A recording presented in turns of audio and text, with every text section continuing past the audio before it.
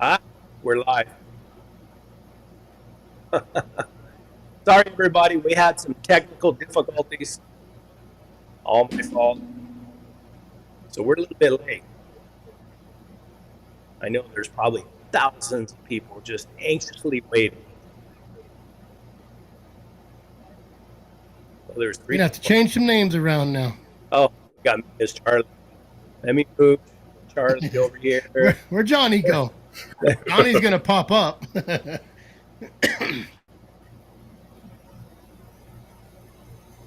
Oh, look at that. Look at that.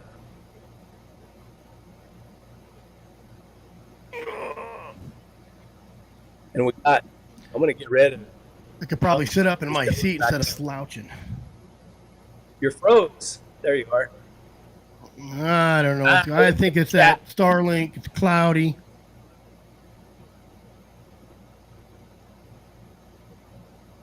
No comment. You're gonna have to move all that again when Johnny pops in. Here comes Joe. Let's put him. Then I'm going to give him a. Look at that. Where'd Charlie go to? Oh, Charlie's there. He's up top right. All right. Well, we got 8 people in here. No comments yet. That's probably good. We'll get some. Oh, Saddle Tramp is here. Oh, Dumo Customs. Hello from North Idaho. No, we'll wait until everybody we get more people in here. You're on the wrong place, Chris. You might want to move just put it over my face. I have a face for radio anyways. There we go.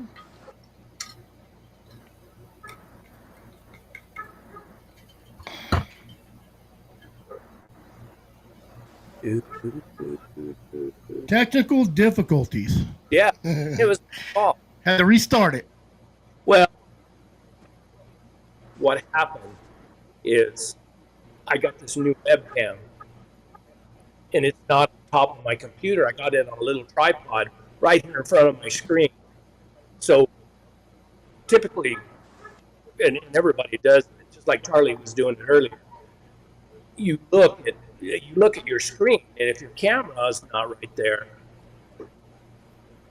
it messes you up because your eyes are off. Like you're looking over here at your camera, or you're looking at your screen over here, and your camera's over there. You're not looking at the camera. Well, where I put my camera was covering up the little button that says "Go Live." Little confusing for me. You're echoing and you're breaking up a little bit, Brett. Really? That's what I was going to say. You're kind of breaking it up a little bit there. I'm fixing to change right here, guys. Go to my whole standby here. I thought maybe it was just me. No, someone put it in the comments too. I'm gonna fix it.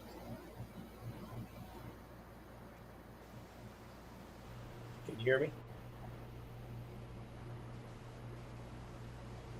I got to get everything else right here. Armando. I always wondered guys. where he was from. He's from Tucson.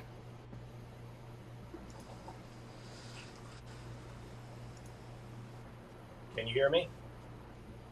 Yeah. Kind of hollowish. Somebody say something.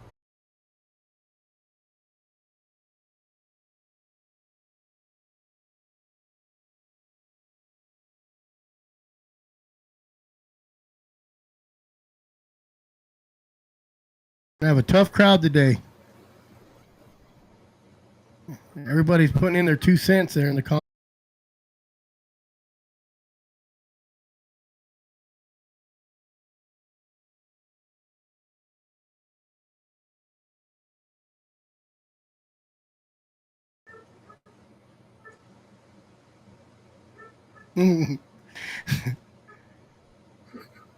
I swear it was working fine earlier. We've been on for an hour. You have no sound. I can hear Chris now. Still don't hear Brett. Yeah, I can hear everybody but Brett.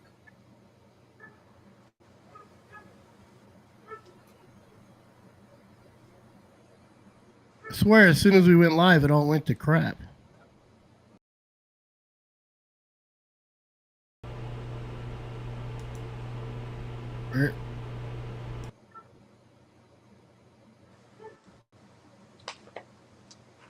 Nothing, Brett.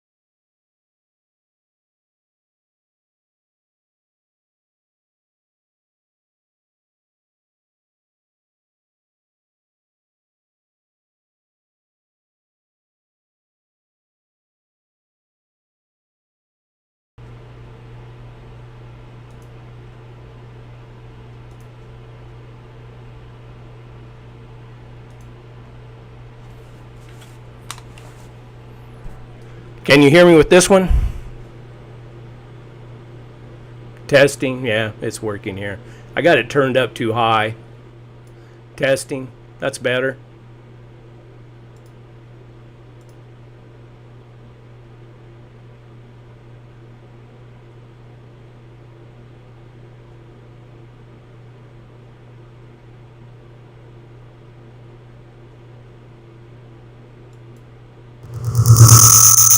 Testing. Loud? Way too loud? Can you hear me?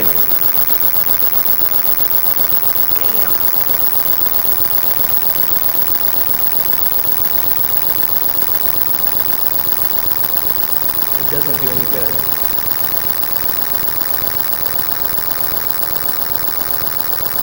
Here you go.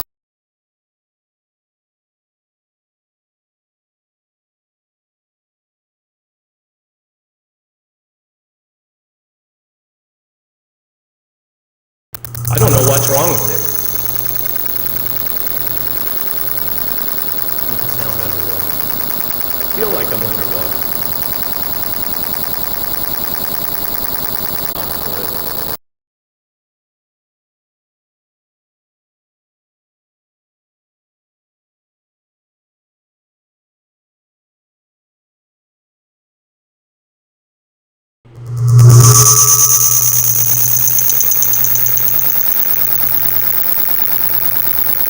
Don't lose your temper, Brett.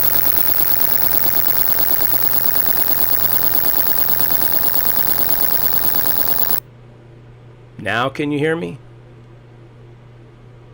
You can hear me now? But I can't hear you. Now I can hear you. Talk, somebody. There we go. Oh, there you go. Hello. Can Might you have hear each figured it other? out. Yeah, I can hear each other. I can hear everybody now. Let Pro Fun Mun know Use customs. echo or however you say that. cancellation.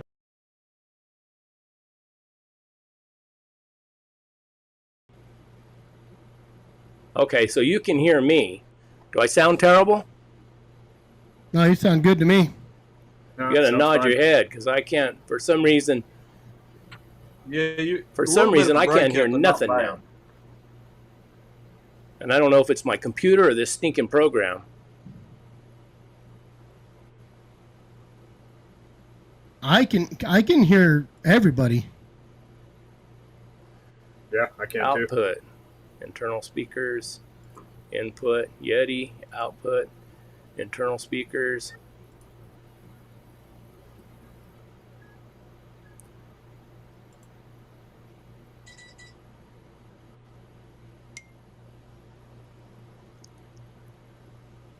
Good. Can you hear us yet? I don't think you can hear us. Audio monitor. Yeah, I don't know what's going on, guys. Every time I get into this stinking thing. See, I got interview.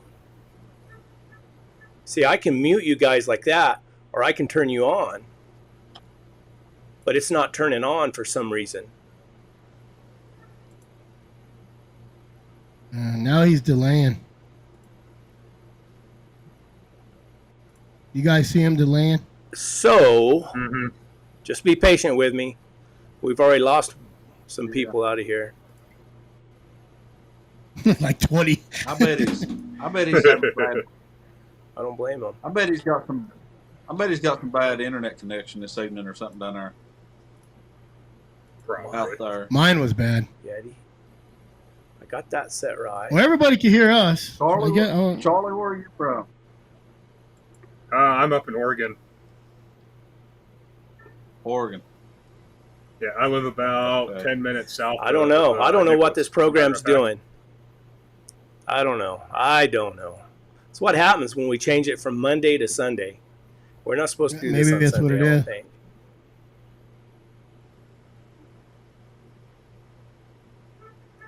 You live Me about and Chris 10 minutes were on for, I don't know, we were on for probably 30 minutes prior to this, and everything was working good. Yeah, me and Brett were on go to output, like 30 minutes. Monitor.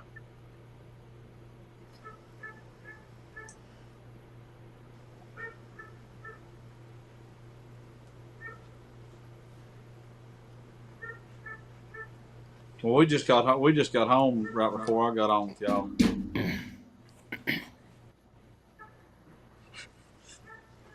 We had the grandbaby today. Can you hear me now? Yeah. We can hear you. Yeah, and I we can hear you now, finally.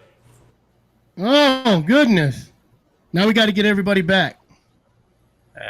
Everybody could hear you. You're the only one that couldn't hear nobody. We could hear you and we could hear each other. You couldn't hear none of us. Oh, it's back and forth. It sounded like you was on a CB Echo mic and everything. It was just a rattling and carrying on. Yeah. I thought maybe it was some kind of really effect. I'm over my head when I try to do this. I mean, I'll be 62 years old in November, so this is all new to me. All right, we better talk about something before everybody gets bored. I'm not scared to try. Cool. We had a question. A guy asked what we feed our dogs. So I'll ask you guys. What do you feed and how do you feed, Chris? You know, in the old days, I fed Old Roy. I had no problem with it. I did a lot of additives, though. Fat and chicken and rice. You know, but right now, I just feed Retriever. I get it from Tractor Supply, and my dogs do good on it. You know, but I also feed a lot of fat. I save every fat and every piece of meat off my elk and bear and deer and whatever I have. So, I mean, are you that often? I mean, can you mix the fat in with your feed often, or is it just occasionally? If they're just sitting there, I actually pulled them off. So the Retriever has a high protein, and I pulled them off and went to a lower because we'd kind of been sitting around. But like just today, I bought high protein again. So I'll start feeding them high protein again. And when I get out in the hills, I'll feed them all that fat. And all my trimmings I cut up that I don't use, I'll vacuum seal them and freeze them. So when I go hunting, I just throw them in the ice chest. And when I'm really running them dogs, I just start feeding them that meat and fat and bacon grease, whatever else I go in there, you know. But I knew a guy who fed nothing but, he'd go to what I fed my pigs. I used to go to the Mexican place and they'd scrape plates. And that guy fed his dogs that for 20 years. He'd go to the restaurants and get all the leftovers that they'd scrape in a bucket. And his dogs were fat. And they lived running 10, 12 years. You know, but I've never fed the expensive stuff. Diamond and The only problem I had, I used to feed 25 Airedales. And the only problem I had is when I fed the cheaper dog food was picking up after them because they had such a loose stool. And oh yeah, and then one time I bought a ton of feed that was supposed to be going to Mexico, and I don't even know who made it honestly, but I got a heck of a deal on it. And I never dreamed that you could feed a dog a cup of dog food and him crap out 4 cups. But that's exactly what I had crap everywhere. I didn't even feed it all. I didn't even feed it all. I quit feeding it. But and we need to introduce up here in your right hand corner is Charlie Merrifield. Is that right, Charlie? Yep, that's right. Now tell everybody where you're from. I am from Salem, Oregon, so about 10 minutes south of Nicholas. Bob.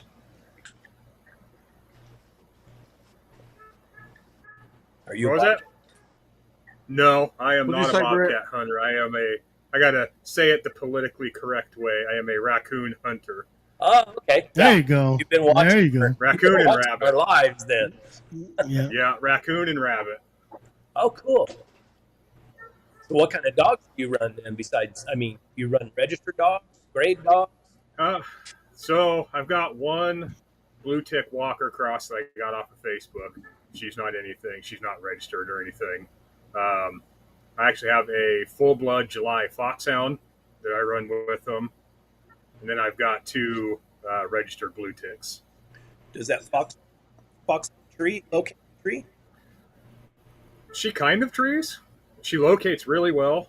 She'll run out there and she's not that, sit there, bark every breath kind of tree dog. But she'll go in there and yip a couple of times. The other dogs will get in there to her, start treeing, and she's kind of running 20, 30 yards around the tree barking. But she's good at finding layups. She's good for being a full running dog. She does good. I always heard that was the hole in those running dogs is that, locating a tree and they were real weak. Yeah, no, she does pretty good. I want to go back. I want to go back a little bit and see how he got into dogs. That's what I want to know. There you go. How I got into dogs? Well, I've always had dogs growing up. When I was little, we raced sled dogs up until I was about 12. Oh, wow. And really, this dog, my oldest dog, the one I have now, my blue tick walker cross, I was actually looking for a bird dog originally, and then seeing how expensive bird dog puppies were, I was like, I'm not paying that kind of money for a puppy. I found her on Facebook, had no intention of really raccoon hunting or anything with her. I was going to use her for, antler shed hunting, or I was going to try to rabbit hunt her. And I met up with some guys at a local rabbit club, and they're like, she's going to be way too big to run rabbits around here through all these briars. You should try taking her raccoon hunting. And then that's kind of where it's kind of all started there. One dog became 2, became 4, now 5 with the beagle, if you count the beagle too. It happens. So, yeah, it happened quick too. It happened really quick. You run the beagle with your tree dog? No, I don't run her with the big dogs. She's my little rabbit dog. Cool. And so when you're chasing them raccoons over there, do you ever trash on the 200-pound raccoons? Not very often. I actually hunt a lot of private farms. So we have hazelnut farms, blueberry farms. There's one farm that grows a bunch of corn. It's really nice too is they let me come in all year, even during the off season, because the animals are eating their crops. The raccoons are eating their crops, so kind of a damage control kind of thing, which is really nice. So really, I can hunt them all year. They'll tree a possum, run a skunk every once in a while, but nothing really any bigger than that. Yeah, you always hear if they can run raccoon, they can run bear. I just wondering if you ever trashed over there on anything, or if you had a problem Not that with I'm them aware of. starting I to mean, maybe. take off after the bear. Never I mean, treat a bear maybe. like even. Yeah. My dogs haven't. I've been out with other guys and we've gotten to a tree, and they're, oh, it's going to be a bobcat in the tree, and there's, a bear up there or a lion up there. I mean, Yeah. it's like, oops. Trash. So do you do any competition? I have a couple of times. Not really my thing. I'm not. It's those guys take it way too seriously. That's not. I'd rather just go out and have fun. I guess in certain places there's a lot of money in that. There is, and we only have like one competition hunt, I think, on the West Coast a year, and that's our local club that puts it on. And last year it was my dog and one other dog that was there. So it's not real. Is it a big club? No, the club that I'm part of is not real big. We're pretty small. Yeah. There's that guy.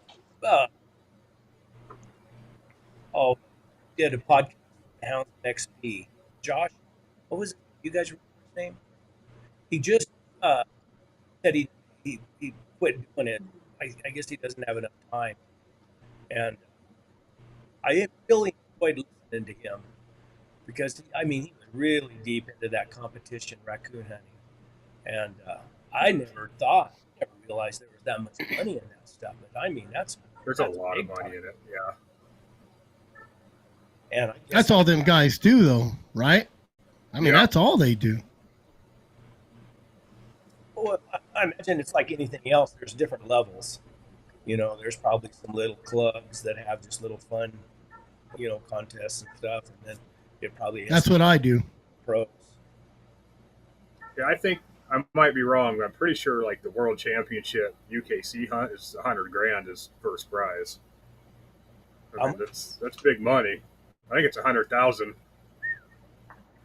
And there's truck hunts, guys winning brand new trucks. I mean, it's big money for sure.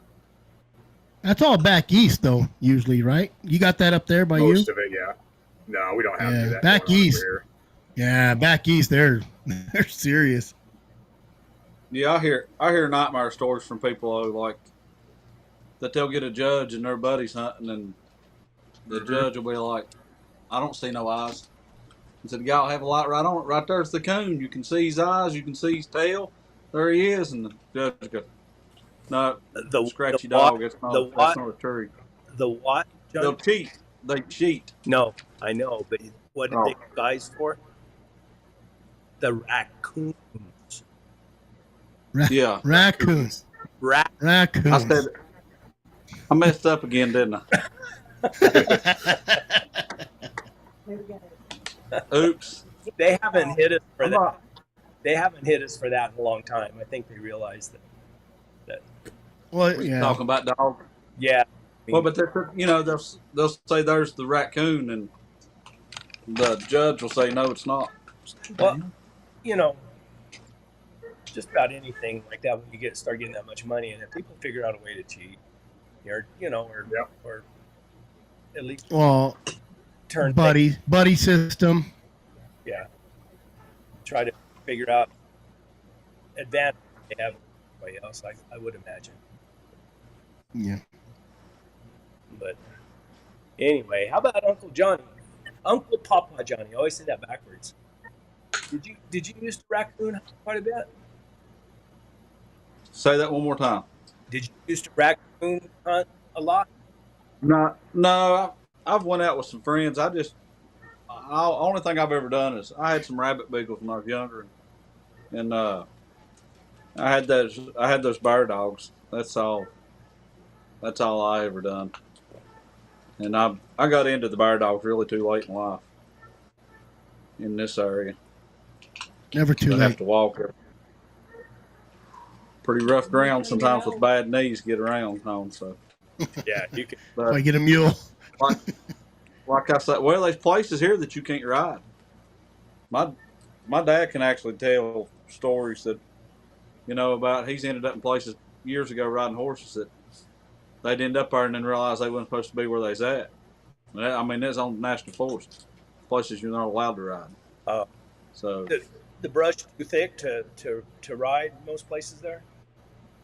no, I mean, I, honestly, they just won't let you. They just won't Oh, let you ride. okay. There were some guys well, got caught on one place. They call it. They call a place over here next to Mount Rogers Devil's Stair Steps, and it's a bunch of rocks, and it just naturally lay in there like steps. And there was some guys got caught in there one time, and they made them after the government called them in there. They made them go back in with backpacks and backpack moss back in and lay back on the rocks. I mean, but that's been years, probably in the '60s, early '70s. And they were in a there on natural, they a were in national there, forest. Yeah, but they were in there on horses. yep. And they were turning the moss off the rocks coming down out of there, the way the rocks laid, and they made them go back in. It's what Dad's always told them. Made them guys go back in and pack the moss back in with backpacks, What? lay back on rocks. I know. I know we got a couple places down here where the bighorn sheep are, and they'll let you ride in there, but you have to have weed-free hay or alfalfa or whatever, you Yeah, know. that's But it's down on the border. What's crazy about that is you have to have the weed-free hay, and you have to do all this stuff. But the illegals will drive their cars across there on the border and start them on fire or leave them out there in the middle, and they're worried about the weeds, from horse poop. that's the way it is Yeah, in most wilderness areas. Is you have to have weed-free hay if you pack in hay or whatever, and then if you pack in any kind of feed, it has to be processed. I mean, you can't. They don't even want you to Mm-hmm. pack in whole oats. You have to pack in rolled oats. So I don't know why that would matter. You'd think if you had oats growing out there, it would be a benefit. Yeah, well, that's all they do is that the weed feed hay over here. It has like an orange and blue string on it, right in the middle. A lot of them guys cut them strings off and put them on their own bale. There you go. Loophole. All different levels of. There you go. I, you know, I ran raccoons a little bit way back in the day. I mean, I'd just go out and see if the dogs could do it. And but dadgummit, it happens in the middle of the night, and I'm not real good at staying up all night anymore. Now, prior to that, when I had my stag hounds, my greyhound crosses, I used to go out with a spotlight, and that was a lot of fun. You'd go out. We had a place called the Ubis Valley out here where they had these circle pivots, and I'd go out there and spotlight coyotes on those circle pivots, and trip those dogs loose. I had a jump box out of the back of my truck, trip those dogs loose, and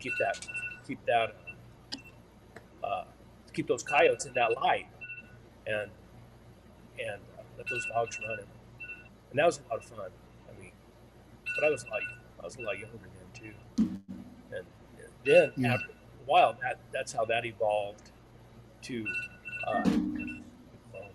uh, evolved into me using a remote control collar.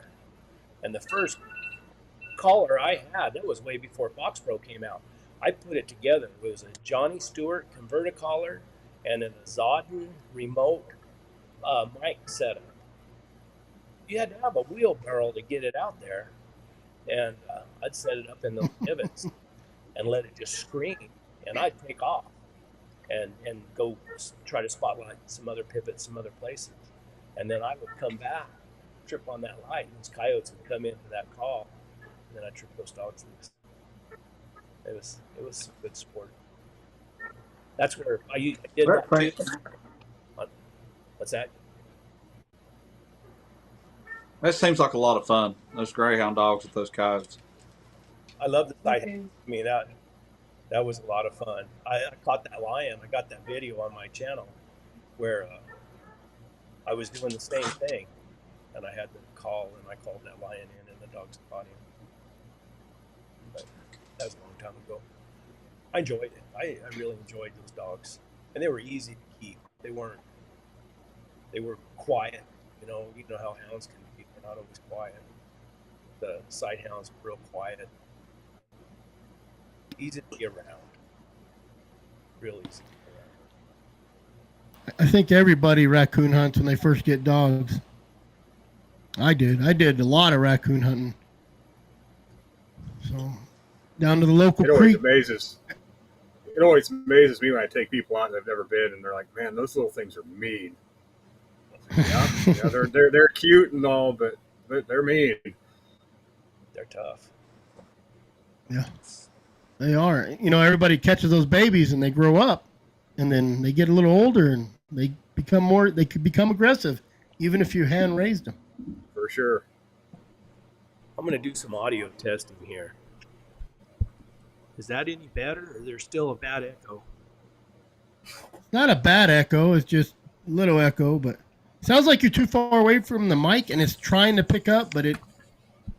How about like this? How about now? Sounds better. Does it? I just don't like that big old black thing that close to my face. There goes your focus. How about now? I can hear you. It's not breaking up. Okay. All right. Well, next time I'm going to use the headphones. I'll get them working before we go on. Good deal. Speaking of all that, how did you get started, Chris, with your dogs? Were you raised? I had a guy who had dogs, and he gave me a couple dogs, and I just started running with them. And he had those Bam Bam walkers too. They were really dry ground dogs. And I went through a divorce and got rid of them. I gave them back to him. Is what I did. And I ended up, I don't know, maybe that was in like 97, 98. And then in about 2005, I ended up with a couple dogs out of a real dry ground lion guy out of Globe. And it's kind of by accident that I ended up with them. My cousin and his friend were in them, and we started doing a lot of raccoon hunting. And they were young, and they kind of did some stuff, and I ended up with their dogs. So I just started running dogs again. I mean, I didn't have nothing, no shock collars, no GPS, no telemetry. I just, most of the time we went down to the creek and then started lion hunting, and I'd just be out there running around chasing dogs, basically.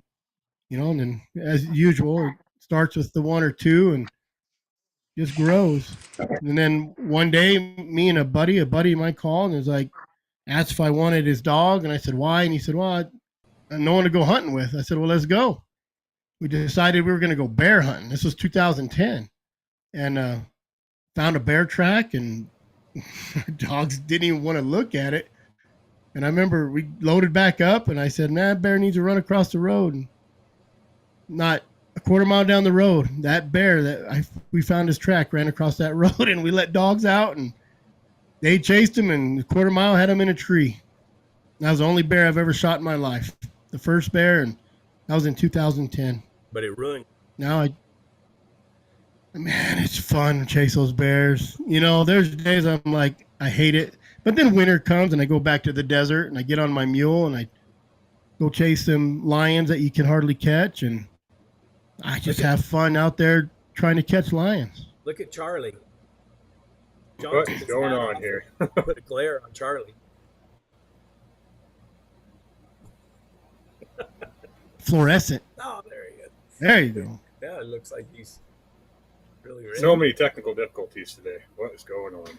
A lot of them. There's a lot of them. I finally got my mic tuned in.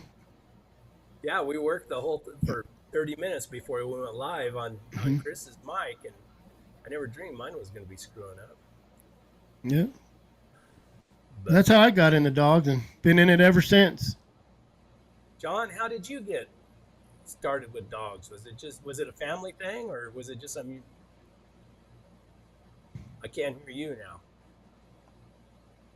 Man, we got the Haints. I put myself on mute because my dogs went to barking. So, no.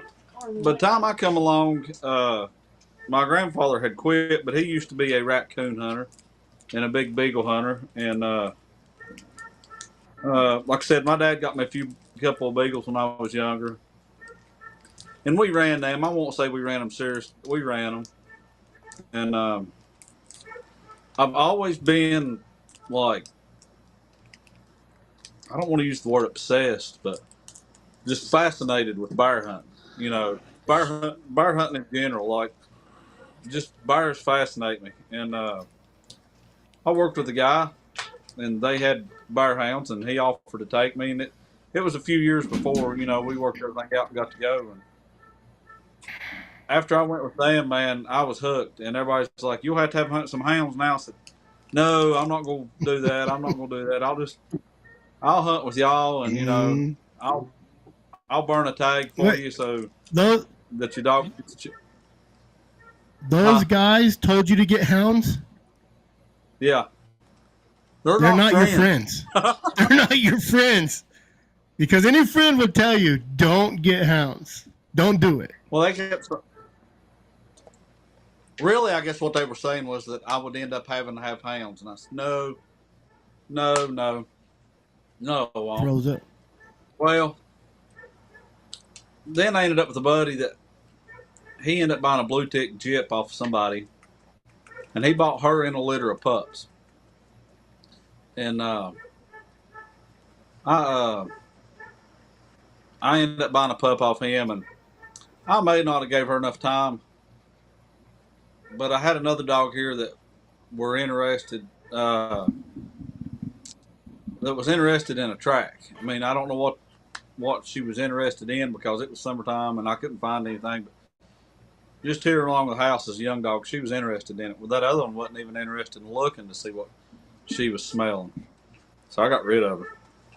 And I just ended up with a few more. Some of the guys I hunted with started to sell a few dogs, and uh, the dog I got the picture of back here that you can barely see over top of the recliner on the other side.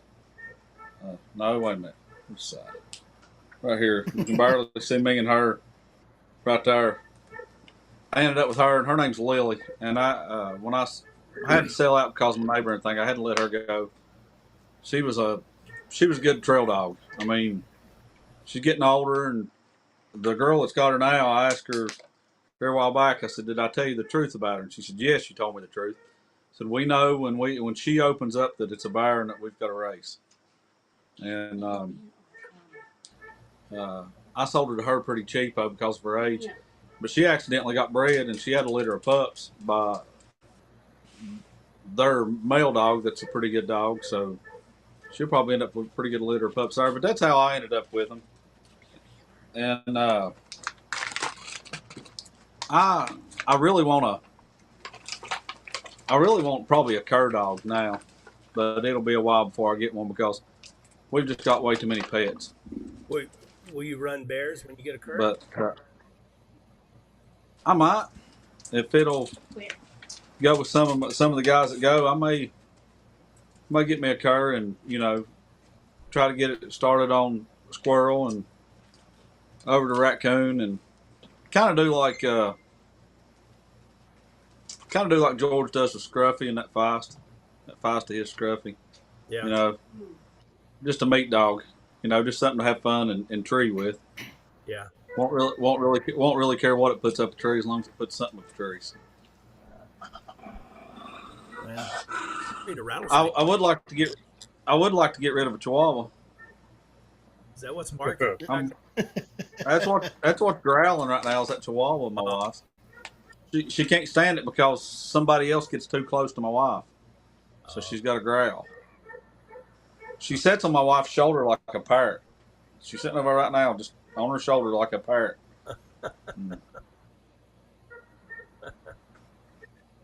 Okay, how about We have a little Chihuahua. He's like 18 years old. I've had a cage coon training the young dogs, and that dog will go nuts on that cage. It's funny. Raccoon? Thinks he's tough. Raccoon. Yeah, raccoon. This one's only 6, 5, 6. So you've told me I've probably got at least 12 more years of misery, Charles. Oh yeah, this thing. I don't know, man. I don't think he's ever gonna go. My Chihuahua lasted 15 years, and it would heal horses, cattle, pigs. and chase turkey, and he'd go run with us every. When he was really little, I bought him as a teacup Chihuahua for my wife, my ex-wife, and the thing looked like a min pin. It was tall and the thing, and then he had a stroke when he was about 13, so his nose was crooked, his ear would flop, and he would only run on 3 legs. He'd hold a leg up when he ran. That was the toughest Chihuahua I've ever had in my life. And then one day, he just disappeared.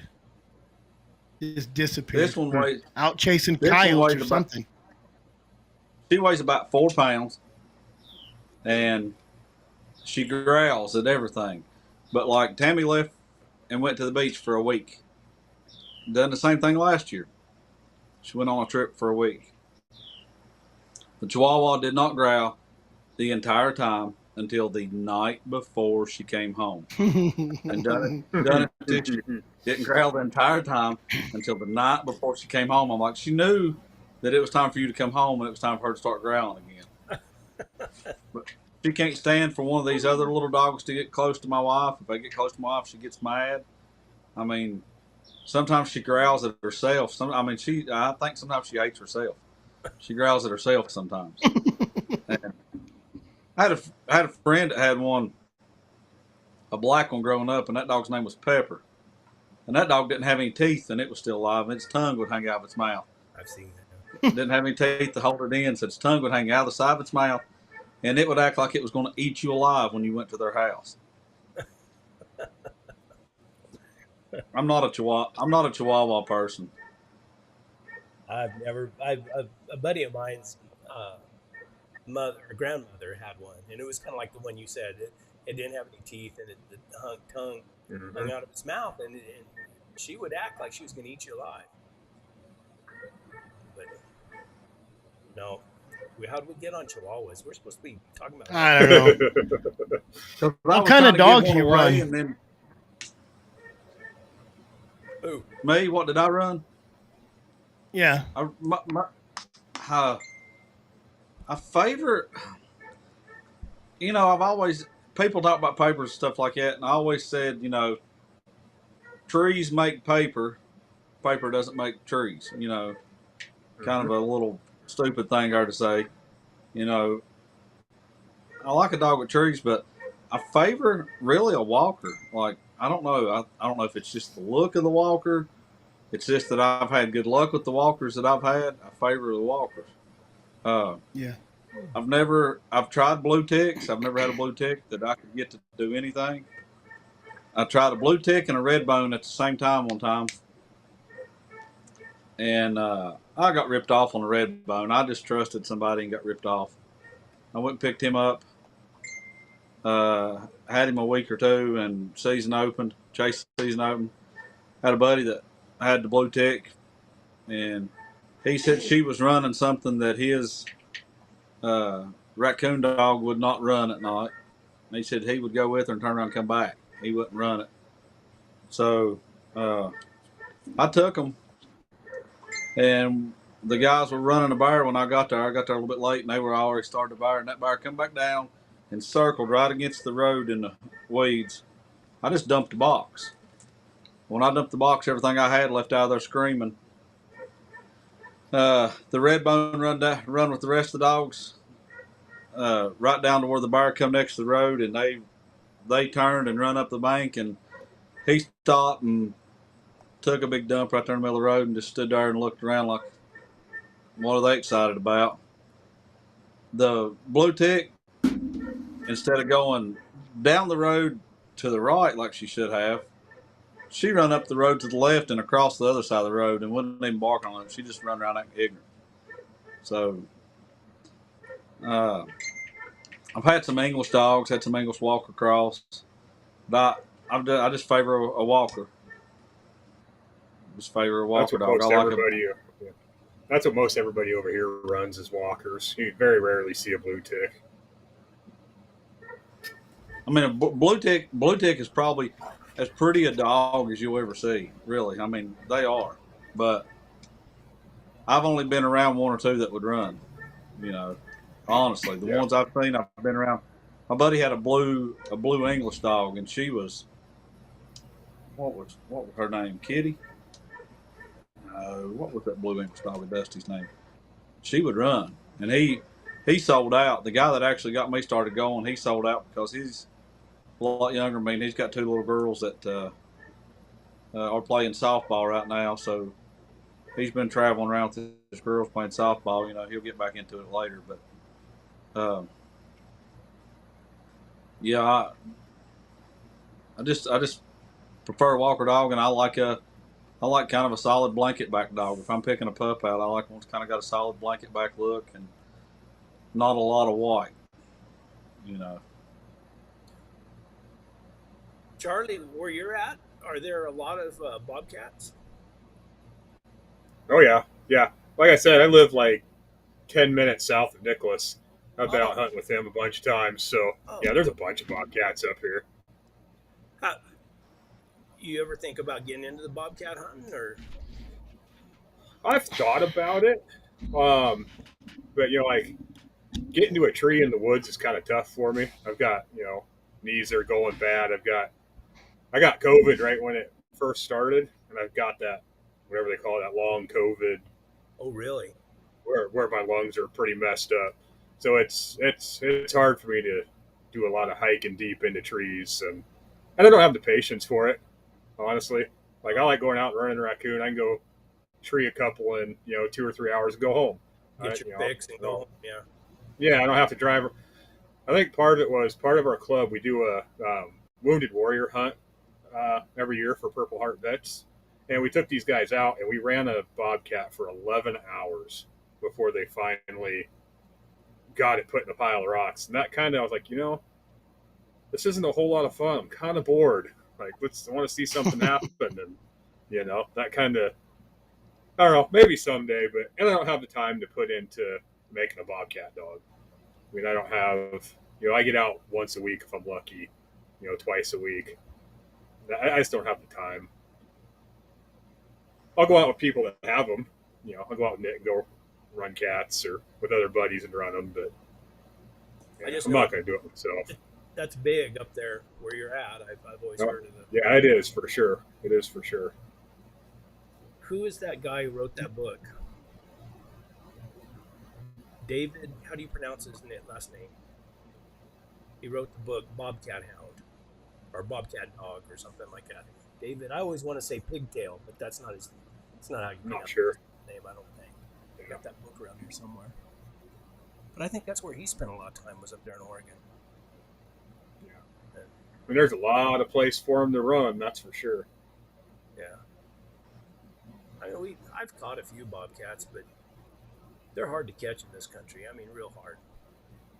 And Cody, I know we got some big old, sandy draws or canyons, whatever you want to call them, that have a lot of brush in there. And there's bobcats in there. And Cody's supposed to bring his bobcat hounds down. We're going to see just how they do, after it cools off and the season starts. And just see how they do in this country. One thing about Cody, he's not full of it. He said, well, if the conditions are good, he said, you can probably catch them. But we don't have good conditions very often. Old Dry. It's Dave Pegtail. Peighthl. I always want to say pigtail, but It kind of it looks like pegtail. Oh, someone threw it up there already. yeah. Bobcat What dog. what makes a bobcat so tough in your country, Brett? There's no scent. Dry. Just no scent. Just leaving no scent. That's what makes it tough. Yeah. They like them washes where I'm at. They run down them washes, and their washes are like sand, like cat litter. They You can't trail them absorb. like you can a lion. They don't leave enough scent, so they got to move them. They got to get them where they can run them either in brush or in conditions where that scent's going to be able to hang. I think in the air where those dogs can run with their head up in the air, and they can move. And in this country, you just can't do that. I mean, not down here. Now up in the mountains, you get some good brush and some of those early mornings when there's some dew or something on the brush, and kind of overcast day, then you could go out there and probably catch some. But most of the time, and then if you get out there and there's dew in the brush and the sun comes up and starts burning it off, then you're not going to catch any. But most of the time, it's just I think those bobcat races are it's just so much different than a lion. A lion, you got a cat that's traveling usually, quite a ways, and there's a lot of cold trailing that goes on. And I just don't think you're going to cold trail bobcats very far, and then actually get them popped up, and then what's real confusing is sometimes on some of that porous rock, you get up on one of those little rims where there's that kind of a porous rock, and the scent hangs in that rock a lot longer than a guy realizes. And that's always my excuse for the lions. You get up there and you're trailing, you're moving that thing pretty good. And then you get off of that porous rock and you have to cut across a little meadow or yellow grass or whatever you want to call it. You've got to guess where that lion went because those dogs can't carry that track across there. There's just a lot. So much more to it than when I started. And I just thought I got these dogs and I took them out there. And if they got on a lion track, we were just going to trail him up and catch him, and it's just not that way. Just like having, when you're bear hunting, you get one of those running bears that won't tree and just looks like a greyhound can run all day long. That's just like coyote. We have a real down south where I stay, and we have a real thick mesquite just next to a canal, but it's full of bobcat. My dad went up on a little hill and just watched them, and man, they were running in a straight line 150 miles an hour, and I said, man, I'm gonna shock him. I think it's a coyote. And he was up on top. He goes, no, they're chasing a bobcat, and that bobcat's leaving them in the dust. I mean, it's flat land, grease woods, come out of that mesquite thicket. And he said that thing was running 100 miles an hour. My dog's just trying to keep up.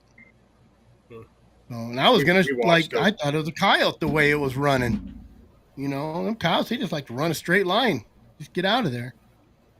So we watched a bobcat one night. I was out with some guys, and it ran, that's 100 yards ahead of the dogs. So, I mean, it's got a good lead on them. And it runs 40, 50 yards past this tree, stops, turns around, back its own tracks, jumps probably 30 feet from the tree and hits the tree. Sitting there watching it, watches the dogs run underneath the tree and keep going because the track kept going. And that cat jumped out of the tree and went back the other direction. They're smart. That's like, you could tell that thing had been run before. It knew what it was doing. And those guys down in Texas, they put a lot of dogs on the ground. I mean, they might have 10 dogs, and they're all, like Cody. I mean, he's got 10 dogs, and they're mostly all good dogs. They can go catch a bobcat. When he catches, he'll catch 80 bobcats a year or more. The only reason you don't catch them is because he didn't have one more dog. Just one more dog. One more. Just if I caught him, I just had one more dog. One more dog. I know. Now I'm sitting here and I got a bunch of puppies. If anybody wants a puppy, look for me. I got a bunch of pups too. I got guys who want them. I wish you would. They're so far away. It's hard to get them to them. I wish you wouldn't do that to me because I tell you about wanting a cur. I see these hounds and I start wanting them again too. How far are you how far is Virginia from Louisiana? Pretty good little trip. I've got to see. I'll come through. When I come out there, I'll come through Arkansas and stuff. Huh? You're gonna be here. Yeah. He is gonna be there. I'm gonna slip one in your box. Oh, don't! His wife's listening right now. Don't say it out loud right now. I got one picture for you already. She must. Hey, if I was going to get one of those pups, there was one in that video you had that day that looked almost like Booger. Yes, sir. Now, little female kind of looks like Booger, but the rest of them are red tick. I think I even got a little Walker-looking one with a blanket back. Well, there you go. There was one. Someone's going home with the dog. I think it was awful pretty. I sell them, but for guys that I know, I just soon them have one so they can tell me what they're, what they're like. I mean, I don't. I have litters, and I don't. I end up trading them off or giving them to people more than anything. But I just keep what I want out of it, and I got those 3 right now that I'm training, and they're at the I, same litter, and I don't. I don't what know. happened? What happened with me is, I mean, this is the planned litter. I mean, I Cody and I have always talked about the quarter running dogs or quarter running walkers bred with these, these golden nose scent hounds that I have, and so I raised a litter of quarter running walkers out of my best female, and out of not Booger, but out of Al. Al's a son of Booger. The mother of those pups is a full sister to Booger, so it's pretty tight bred right there. And then those pups I kept. A friend of mine down in Texas took one. I kept the other 3. So I got Sugar. No, I kept the other 4. There was 5 in the litter. I kept Sugar, Suki, Pete, and Apollo. My grandson names them. And I still have all of those. And I want somebody to take Pete. Pete's a little over a year old, but I don't need all of them that are bred, that are full litter mates. And I probably will get rid of Sugar too, if I can find the right place. So what I wanted to do was breed them down to an eighth running walk or eighth running walker. So I took, let's see, no, Jack. Jack is the half running walker, half blue tick, and he's the daddy of these pups. I put him over Pete, and he's the daddies of these pups. And then Brett took Al and bred Al to one of those pups, one of the quarter running walking females, Suki. Well, he bred her. It's what I planned, because when I looked at the timetable of what I want to accomplish, I'll be 62 in November, so it's a long, old, drawn-out process to kind of get where you want. And but Al, after he bred Suki, he dug and tunneled into the next pen, and he bred his full sister too. So I had 2 litters bred exactly the same. I mean, Al's the daddy, and they're full sisters, and they had those litters. So they're an eighth running walker, and then they go back to all my stuff. I was just editing a video and trying to put together so everybody could see how they were bred, and I'm really proud of them. I mean, and me and Cody are keeping 2, and I'm going to send 2 down there to him to run with his Bobcat dogs. And he'll probably, and this is an experiment that we're going to do, we'll probably put 30 Bobcats on them, and then he's going to send them back to me. So, I sent him one dog before, a dog that I had, called him Dan. I had that dog sold, and because it was the same deal, I had like 3 brothers to him, and so I sold Dan. And I put a lot of dogs down at a time. I'll put 8 dogs down at a time, and he was always there. And I sold him to some guys, and I think I don't know. I shouldn't say anything. I'm not going to say anything. But they said, oh no, they started calling him some kind of name, Dildo Dan. And I got mad, and I drove all the way up there and got him. Well, I seen him, and I thought, well, maybe I misjudged this dog, and I mean, when I say I drove all the way up there and got him, I took a 9-hour drive to go get him. And I seen him down there to Cody. Cody called me back the very next day. He said, oh, and I caught that big Tom in up there at Terra Blanca. And Dan was there the first day when we trailed all day. He got so sore-footed, I couldn't take him out the next day, so I left him in the dog box. Because those guys, when they had him up there, they just kept him tied up. They never did hunt him. I'm not going to say it. Anyway, I seen him down there. Cody called me back the next day. He said, man, there ain't nothing wrong with this dog at all. He said, he's right there. He said, he's probably not quite as fast as my running walkers, but he's not very far behind him. And he said, he's colder. He's colder, or not that he's colder. He doesn't seem to be any colder, but he's more open on a cold track. And then they got him into Cody, got into some javelinas by accident. He was aggressive. he got him killed. He probably made a pretty good bear dog, but I try not to let my dogs run bears. But I'm too old to run those bears. I'm a mule. See, when you started talking about selling Uno, my brain started thinking about Uno because I think you said Uno was trash on a bear. Oh, Uno run. He'll try now. That's one thing I said about Uno. He's a trailing sucker. I mean, he will put his nose on the ground and trail, and he'll trail, and cold trail as good as anything I ever had. But you got to watch him. He gets a little bit trashy from time to time. He'll, Hey, that guy there's wanting. That guy there's wanting to buy one off of you, Brett. which guy? At HMH New Yeah, Mexico, I guess is what. yeah. Susie is. They all go back to Susie and old Bo. Susie Bo was crossed with Susie, and that produced Solo, Blackie, and Trip. Sold Trip to Don Milton, and Blackie died on me. And Solo is the daddy of Booger and P. And and let me get this right. Solo we bred to Lily. Lily came from Jeff Shaw, and Jeff was going through a divorce, and I paid a lot of money for Lily, and I happened to have some money in my pocket, and I had a soft spot in my heart for somebody going through a divorce, so I went and bought Lily, and it ends up that old Bo goes back to Sob is what we but it's SOB, and that's Son of Blue, and Blue of course was Van Johnson's famous dog. Well, Lily went back to Pete or Repeat, and both Pete and Repeat went back to Old Blue, which was Van Johnson's old dog. And they said that dog had a nose that was absolutely amazing.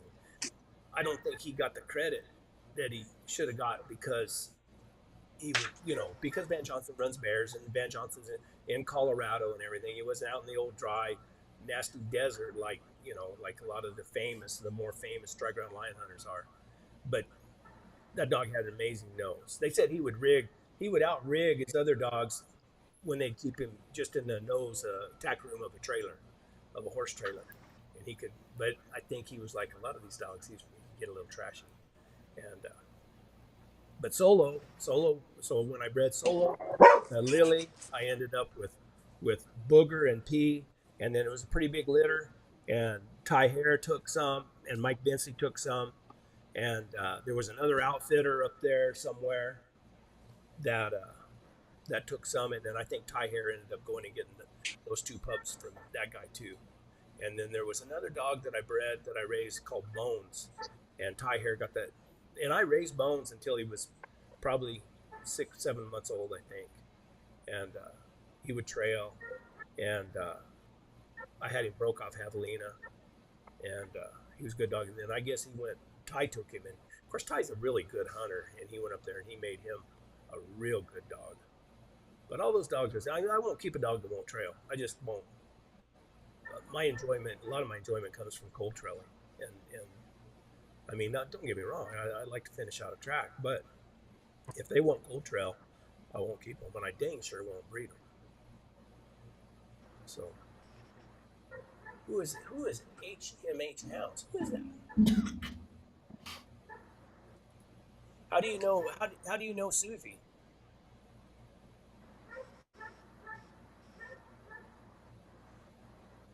Talk to He me. said he's only an hour away from you too, Brett. So he must know where you're at. I'll buy one off you. I'm only an hour away. Well, cool. HMH.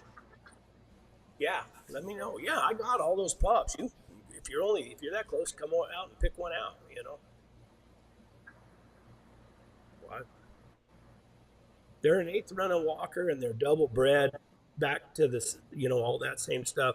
There's also Al is the daddy of these pups, and Al is out of out of P no out of Jazz Booger. Booger is out of Solo, which Solo's out of Susie, and Al is out of Jazz on the dam side, and Jazz is a Larry Hendricks bred dog, and Mike Leonard, some of Mike's old stuff, and goes back to Hendricks. So it's all that good. Oh, okay, okay. From Marty Greenwood, yeah. That's where Susie was for a while. Now the hole in Susie was, they said she would leave a tree.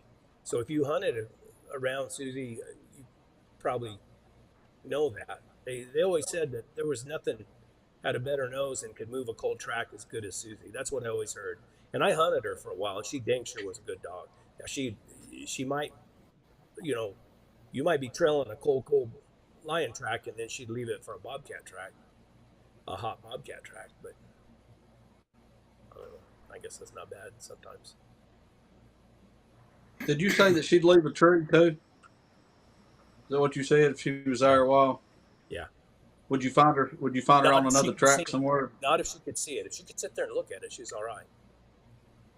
But if it climbed high and she couldn't see it very good, Big old pine or something. she'd go look for something else to trail. Now, Solo, Booger. I wish I could show you guys that video. I got some videos I've never shared. But Booger and Solo, P. Now, P is probably as much like Susie as anything. Now, the hole in P is she's not going to get out of a fast. She's trailing to trail. She's not really trailing to catch. And so she'll kind of straddle a track. Yeah, that's exactly right. But I'm saying that because I'm reading this comment here. I'll put it up there. But like I caught that lion the other day down there, and P's the one. I got the video. P's the one who was trailing the 20-hour-old track in the desert, trailing it and moving it. And then after it warmed up, all the other dogs got in and they got to going. Well, they went and caught the lion, and I was petting up dogs and saying good dogs and taking video and everything. And here come P. Oh, she's still controlling. So, but she served her purpose. We might not ever caught that lion if she didn't, start that cold track and get it going. Some dogs just like the trail. Some dogs just like the tree. Yeah. Now P's a trail dog. Oh, if this wasn't public, I could tell you some stories. But sometimes I think you have to have a mixture in your pack. A couple trail and a couple good trees. Exactly. You got to have some that'll pick their head up and go too. And that's I bred the running dog into him, that 8th running dog, trying to get not that Booger. Booger's fast. Booger's, he gets lazy on a cold track. He'll work a cold track, but he gets a little lazy sometimes. Where P won't. She won't even look up. She's just going to trail. But Booger will go get you something caught. And then this little female I have, Iris, she really will. She's almost silent on track until it's jumped and she's looking at it, and then she yip yip yip yip. But man, she is wicked fast. But she's not big on cold trailing. My fastest dog is a Chihuahua. Oh, I bet. She's fast. She is fast. And a lot of people here don't hunt the Chihuahua. I kind of bred some Chihuahua into my hound just for the desert. My son had a Chihuahua and I tried him out, and this Cruella, blue-eyed, just 2 blue eyes. And she's fast and she's just full of energy. Her feet are good. She can run 200 miles in the desert and then want to run the next day. She does all right on the tree. If other dogs are treeing, she's not super aggressive on it, but she'll stay at a tree. But she'll also get down and run around, try to find something else, chase, and come back to the tree. Yeah. So. Yeah, that's exactly how my foxhound is. Same kind of thing. She won't just stick there, but man, she's same thing. She's super, super fast. I've run her 35 miles an hour next to the 4-wheeler, and she's just right up with me, just like it's nothing. It's crazy.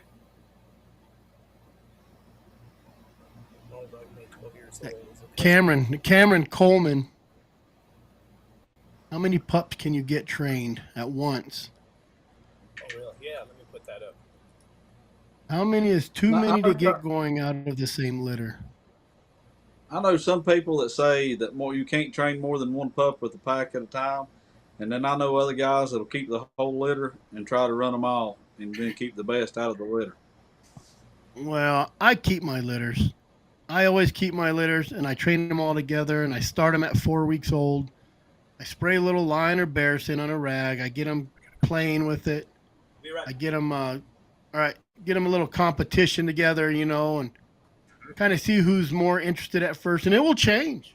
It will change. You'll have your dogs that are you think he's going to be a good one, and then you'll have another one that don't really care about the drag, and then a week or two later it kind of swaps, and then I let them run in my yard feral.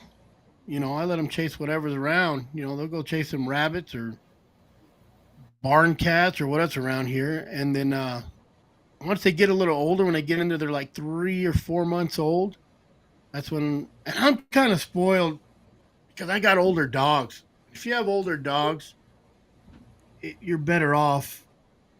It's easier to train because I just start dropping them with my older dogs, and I'll put them up on the rig rack with them, or I'll take them out in the desert. That Susie and Lucy and Cecilia dog, I got little red and blue tick. They're all old dog trained. They just drop them with my dogs and let them go. Good thing is if they're chasing a lion or a bear, they'll chase a lion or a bear. If they're chasing a coyote, they'll chase a coyote. So you got to be careful, But I had a guy tell me, the guy who used to have this line of dogs, he said, let them chase whatever they want when they're young. Let them, then you'll see which one's going to be, wants to go after that game. And I've found that you can tell when they're young, if they're chasing rabbits, who's chasing them more aggressive, who won't quit, and who kind of gives up in the chase, and who trails and who trees. And I've had neighbors call me on my, oh, your puppies are over here, and they got my cat in a tree, and they're like literally 10 weeks old. They were 10 weeks old. It's like proud dad moment. There's been times I came home and I hear them all in the backyard, and they got one of my barn cats treed up in a tree. So I think you could train them all at once, and they get older, and then you kind of start segregating them out a little bit and seeing which one you're going to keep. I don't think there's no better way to keep a dog if you're raising your own. I've never bought a dog. I think I bought one dog from a guy for $800, and she was timid, really timid. And he was a little rougher on her, and you put a shock collar on her and just barely. If you toned her, it was like you shocked her on 6. All I had to do is point my finger at her, tell her don't chase that, and she was like, "Oh, we'll go somewhere," But she did really good, and I've got a bunch of pups out of her. She fell off a cliff chasing a bear and bloated up and got kind of beat up, but she died. But her pups, same thing. They're good dogs. Got that little timidness in them, which kind of good because they won't go to people and they listen really well. You don't have to. I don't want a dog you have to burn them down and catch them on fire for them to stop. I like a little bit of emo in a dog. They just have better manners. So Seems like sometimes a timid dog will hunt better. The biggest dog fight I ever had was siblings. And they were two big dogs. It was my Andy dog and my Dirty dog. And I was at a hound trials, and our hound trial, the people I go down there. I'm not. There's no club or nothing. There's only 30, 40 people that show up until the very last one of the year when the big raffle is, and everybody shows up. It's pretty small. I've never had these dogs fight. I could leave those dogs in the truck for 3 days, but someone brought a female in heat. Where'd you go, Chris? And shoot. Lost Chris. Oh, there he goes. Now I'm blurry. Oh, look at that. We got his video. Yeah. We're going to see something you don't want us to see here in a minute.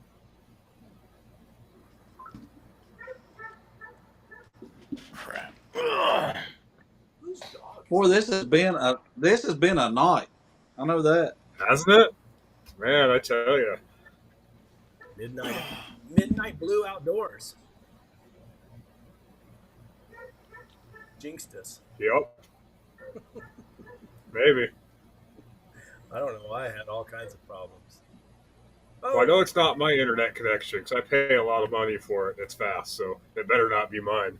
Man, that's the way mine is. Matter of fact, I'm 20 minutes from my house. I come in. I got an office here in town,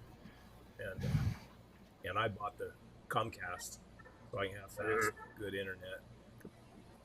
Because I make those My videos. GoPro died. Videos, and I hate to sit around and wait for them to upload and everything. And of course, you got a YouTube channel too, don't you, Charlie? Yep. Yep. Have you been? It's small still. I haven't even hit 200 subscribers yet, but have you been making? I don't think content. Yeah, I'm trying to. Week. I haven't been able to get out and do any real hunting lately because it's been. It's funny for you guys, but it's been so hot and dry here. We haven't had any rain in probably 3 months. It's been in the upper 90s. I mean, it's just dry and what's just that, nasty. Rain? Yeah. It was funny when I came down there in January. They're like, I was staying with Seth from Houndsman XP, and he's like, "Oh yeah, we only get 3 or 4, days of rain, or 3, and it rained. I think every day I was here. I was down there. We had, guys had a little bit of rain. I was like, I brought it with me apparently. Now we lost John. Phone died. Just a minute. My GoPro shut off. I don't know why it shut off. No, This is the first time I've used this GoPro. Give me just a minute. I got to do something. Y'all keep talking. We'll wait for you. No, I'm trying to get some hear you. raccoon hunting footage, some rabbit hunting footage. This time of year, just trying to put anything up really at this point. I just built the dog box for my Beagle to go in the back of the wife's car, so I put a little video of that up. Just trying to speaking of that, figure out my niche. Did I mention the dog box I haven't built yet since we've been live, Chris? Nope. No, not this time. I tell you what, I tried. I have an idea. I got a Can-Am Defender, and I talked to several people around here that, oh yeah, we can build you, fabrication companies say, oh yeah, we can build you a nice dog box. Couldn't ever get them to follow up. Never, I would call them and they'd say, yeah, well, and I said, well, let me get together with you and tell you what I want. And then they wouldn't be there. They said, oh, you have to come back next week. And it was just no good. So I called Old South Dog. And that's why I was asking how far he was from Louisiana, because I believe they're in Louisiana. And I asked them if they could. I seen their Facebook page and seen the dog boxes they make, which are really, really nice. And nice. So I called them, I called them, talked to them, and then they got back with me, and I told them what I want. I said I want a flatbed dog box. I'd like to have a water tank on it. I'd like to take the bed off of my Can-Am and just have the whole back made of the dog box. And I want it big enough where I can haul a bunch of hounds. I don't want to just be, the little box I got in the back of my Can-Am now, I can just haul 4 dogs, or I can haul 5, smash them in there. And they said, sure. And they gave me a pretty reasonable price. And then I told them, I said, I've got this YouTube channel. I said, I got 2 YouTube channels, but I got one that would probably pertain to what you guys do. I said, it's interview stories and tales, and I'm going to be putting up all these Dale E CDs from when Dale E, told the story. I said, I don't expect you to, if you could just give me a discount and then kind of trick it out a little bit, I'd appreciate it. And they gave me a really good discount. And then they said, we'll put storage boxes on it and some pod lights and a spare tire carrier and some stuff like that. So if anybody out there needs a dog box, go to Old South. I mean, I think that's what I was saying. I think when it comes time to get it, I'm going to drive over there and get it.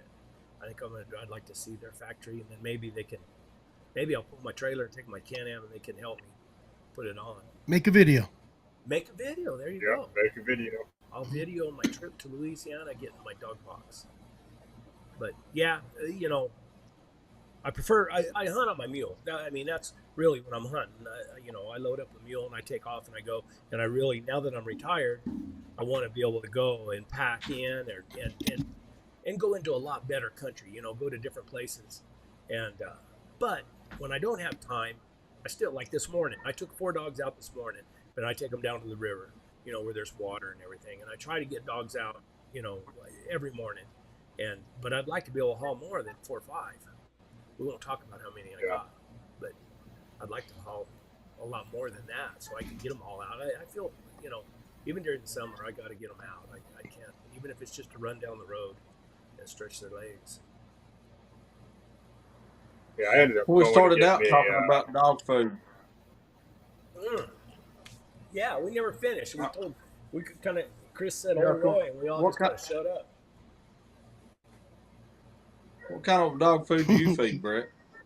Diamond, maroon sack. You feed Diamond. High protein, yeah. And then I don't believe in changing them.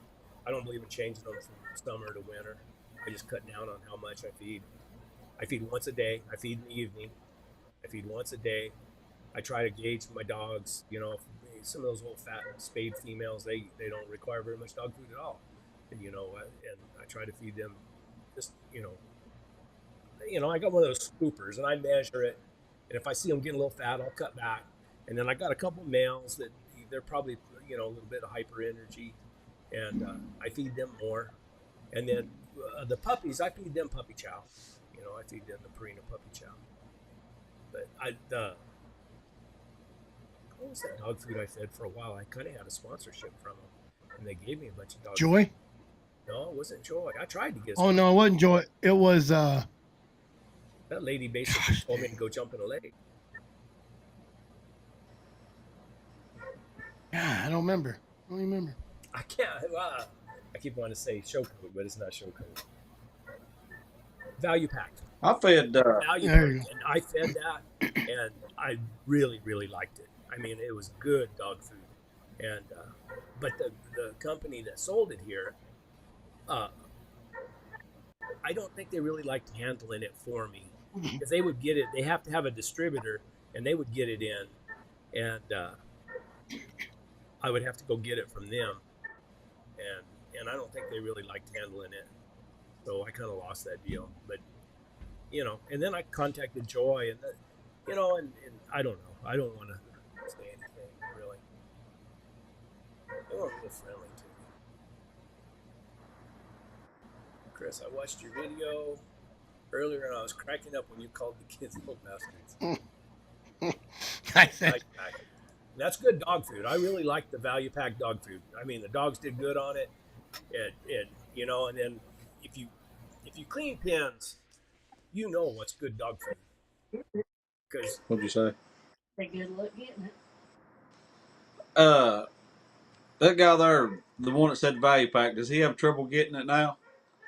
The place that my wife works for, yeah, he's close to you. The place that my wife works for now, they're having trouble getting it in. They're having trouble getting supplies. Somebody bought Bartlett out and now they've changed it.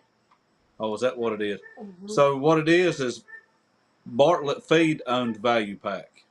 Oh, really? And Bartlett Feed has sold out, and they have kind of changed their dog food around. Some of the different color bags that you could get. Which bag was it they cut out? You told me the other day. Well, was it the yellow bag? No, we've got a yellow bag now, but there's some that are supposed to be comparable to what the other ones were. There's some that's supposed to be comparable to what they were, but they've changed exactly what they were making, what Value Pack was making for some reason. Ever who bought this out. So Value Pack may get a little different to deal with as far as what you're using. The gentleman there that's using it. I fed the red bag from Value Pack. That's what they gave me. See, this is the way it all happened. Everybody always wanted the black or the purple here, didn't they? Mm-hmm. Everybody around here always either wanted the black or the purple bag. Let me tell you how this happened. This is me. This is kind of just trying to read line Brett the name. I lost track of the comments. But anyway, this is what happened. We had some bad weather here, and when I sit around in the office like today, I'm going to have that procedure tomorrow. And I'm not supposed to get out and about, so I'm just hanging out. So I posted a bunch of things on Facebook, and I did different things. I did the daily. I work in the office.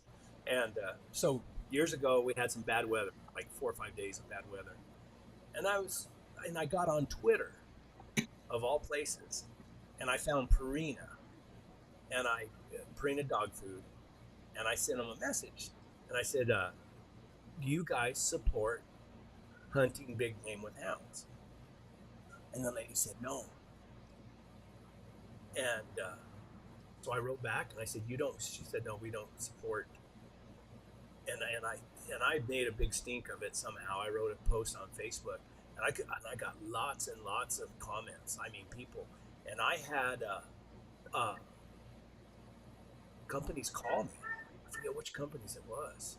I mean, it got a lot of attention, and then Value. That's how I got a hold of Value Pack, and Value Pack said, "Yeah, we support," and they started sending. That's how I kind of got that little sponsorship for a little while, and it's on Facebook. No, it's on my old channel.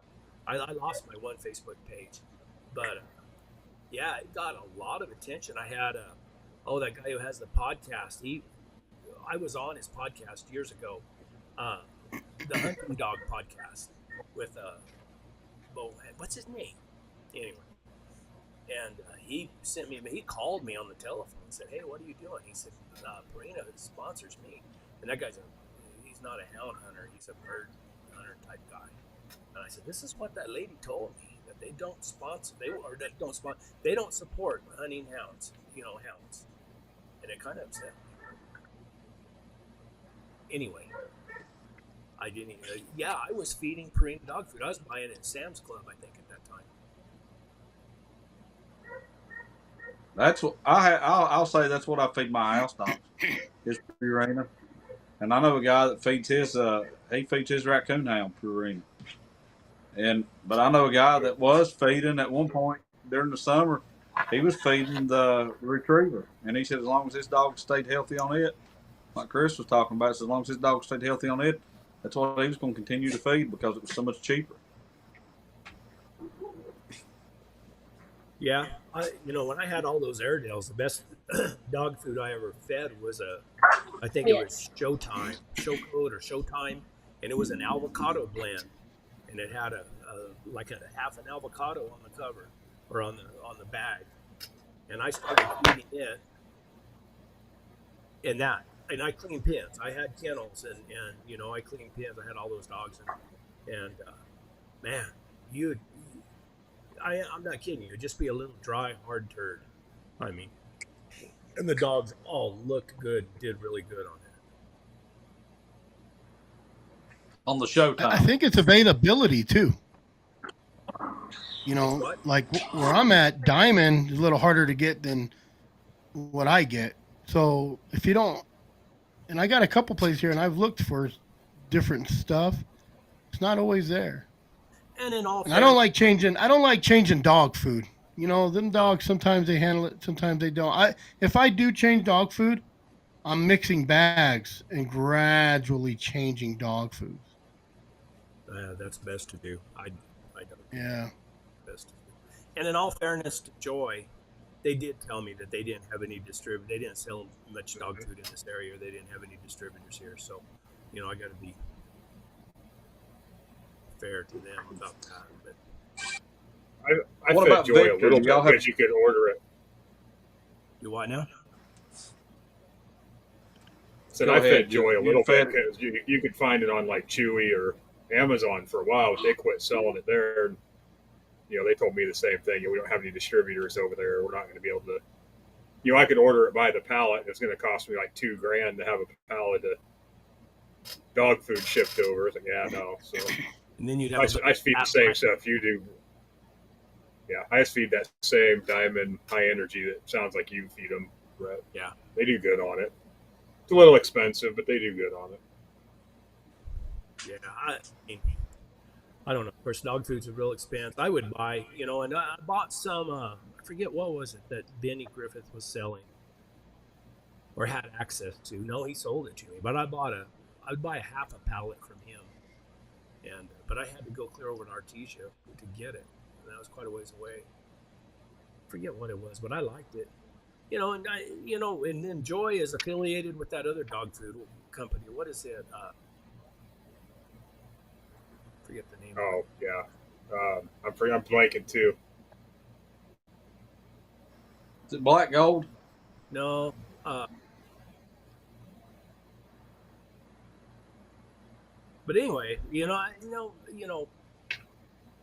I think it was just the. I mean, there was no effort or anything from them. They just acted like, he was just another guy looking for something. But so I go back and forth on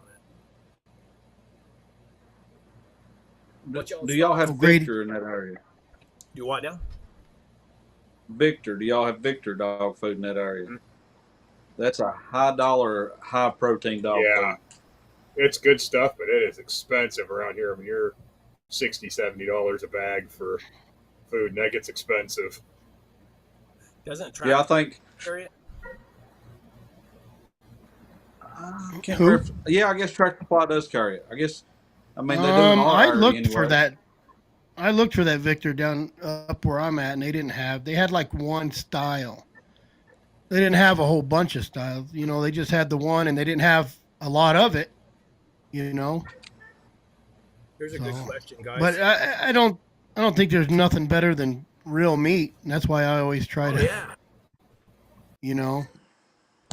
And there's a guy on Facebook. I see this guy all the time feeding his dog piles of meat because he goes. I don't know what butcher he goes to, but he has a butcher there somewhere. What is it? Johnny's having a fight with a chihuahua, I think. Oh, Who's losing? Here you go. Grady had a wanting question. To play, and I'm getting aggravated. They're wanting to play, and I'm getting aggravated. There's a good question, you guys. Chris, hit it. So I don't just drop them with the old dog and say good luck. I do a lot of single training with them. I'll go do, like when they're younger, 3 months old, when they're hitting in between 3 and 4 months old, I'll start doing some drags, and I'll let them by themselves see what they do, and then I'll push them with another puppy, see what they do. So,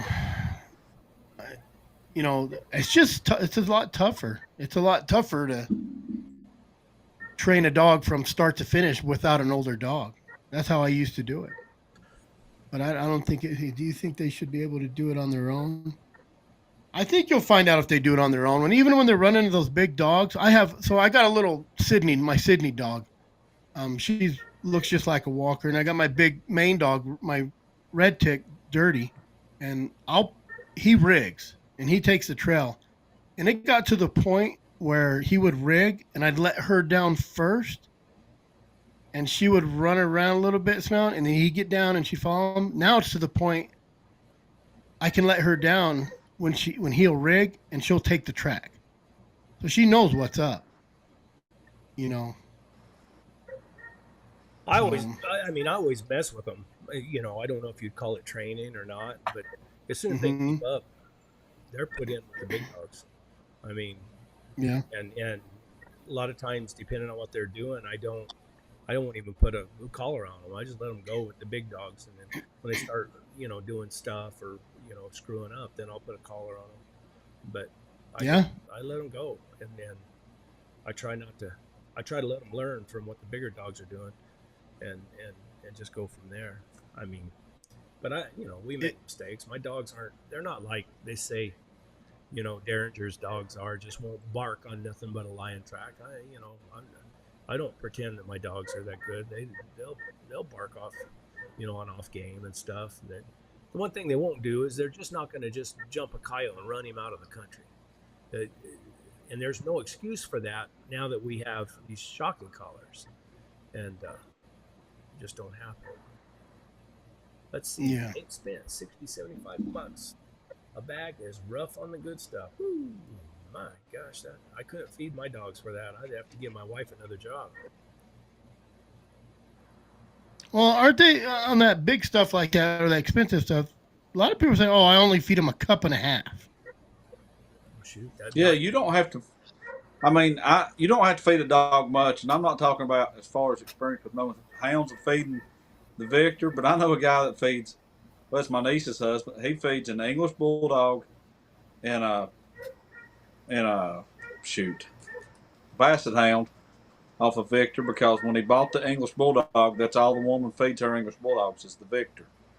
And he says a bagel, this them two little dogs like that, which Gus ain't a little dog for.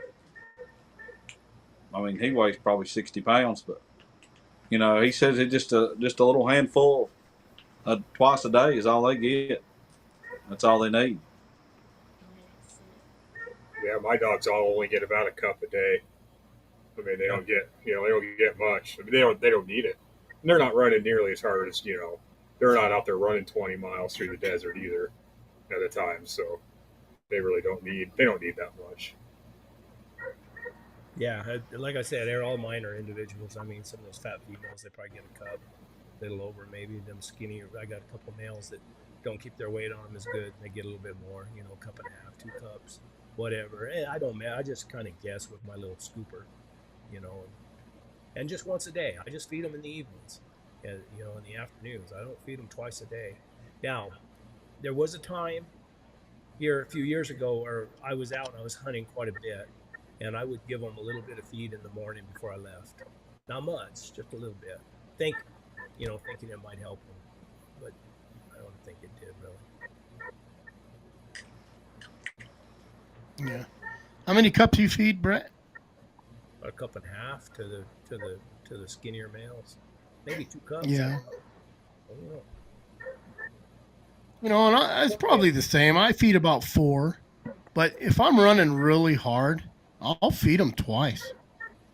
But I also got all that fat, and if I have enough fat and meat, I'll feed them some of the handful of that, half a pound.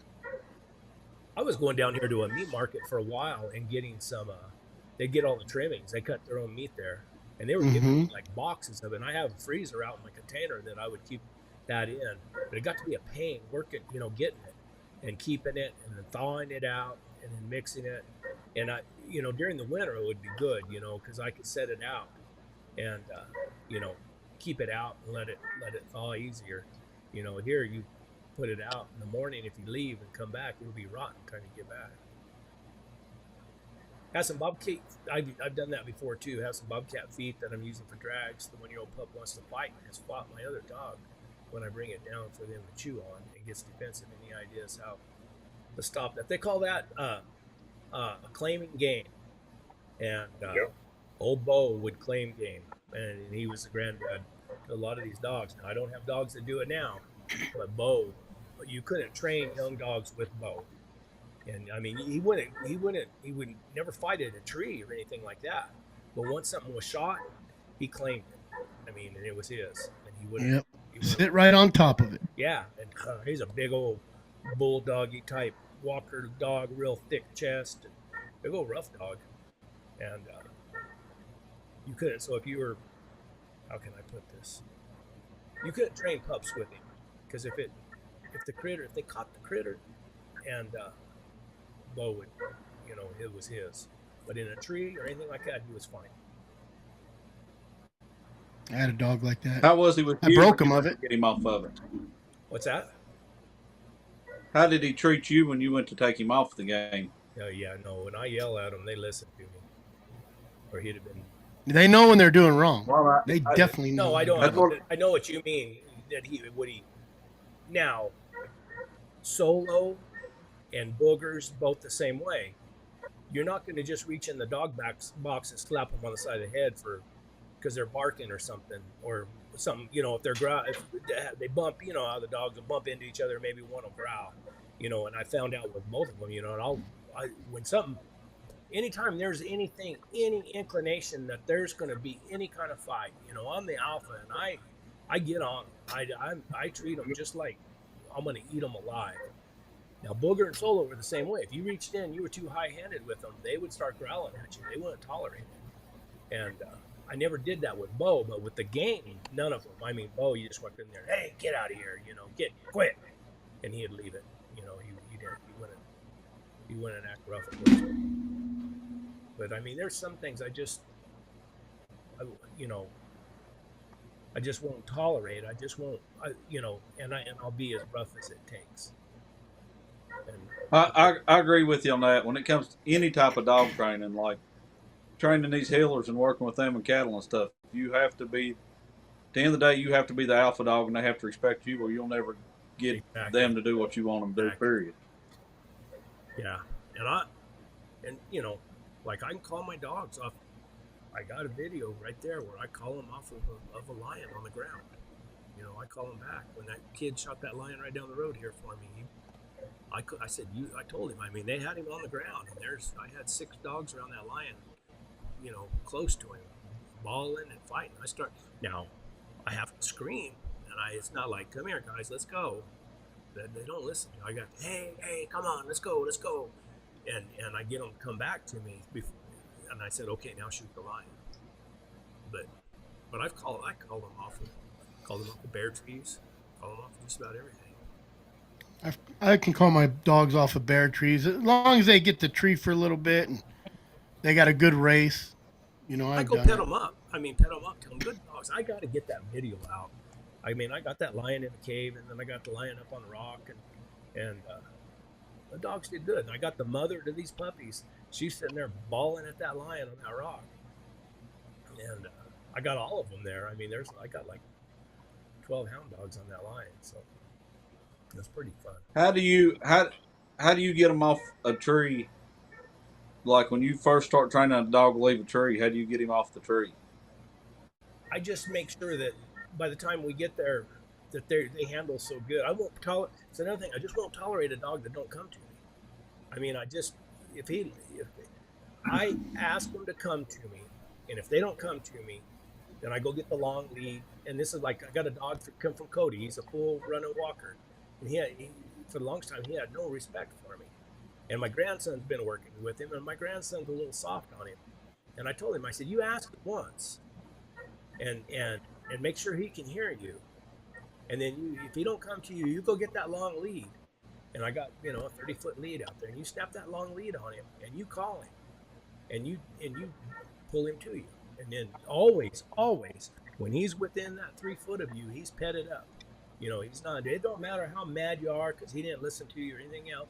When he's close to you, he's a good dog. And then Yeah. You do that 4 or 5 times, and then if they know, they know they're supposed to come to you. And then if they don't, you put that collar on them, and you That's what I wondered if you ever used the collar Yes, to shock them off the absolutely. tree. No, Because my thought always was I was always afraid of shocking one off the tree that would mess with them running that game. Because you wanted them to run a bear. If they put a bear in a tree and you couldn't get them to leave the tree, if you shocked them, no. that might put that in their head. Never shocked them. Now I've toned them, but never shocked them. Oh, They're tone. always Tone. trained to tone. They're trained to tone to come to me. All tone means is come back to me. That's all it means. Come back to me. And they will. I mean, you tone them, man, they all gather right around me. They're not scared. Their old tails are wagging. They're happy. The boss wants to pet us.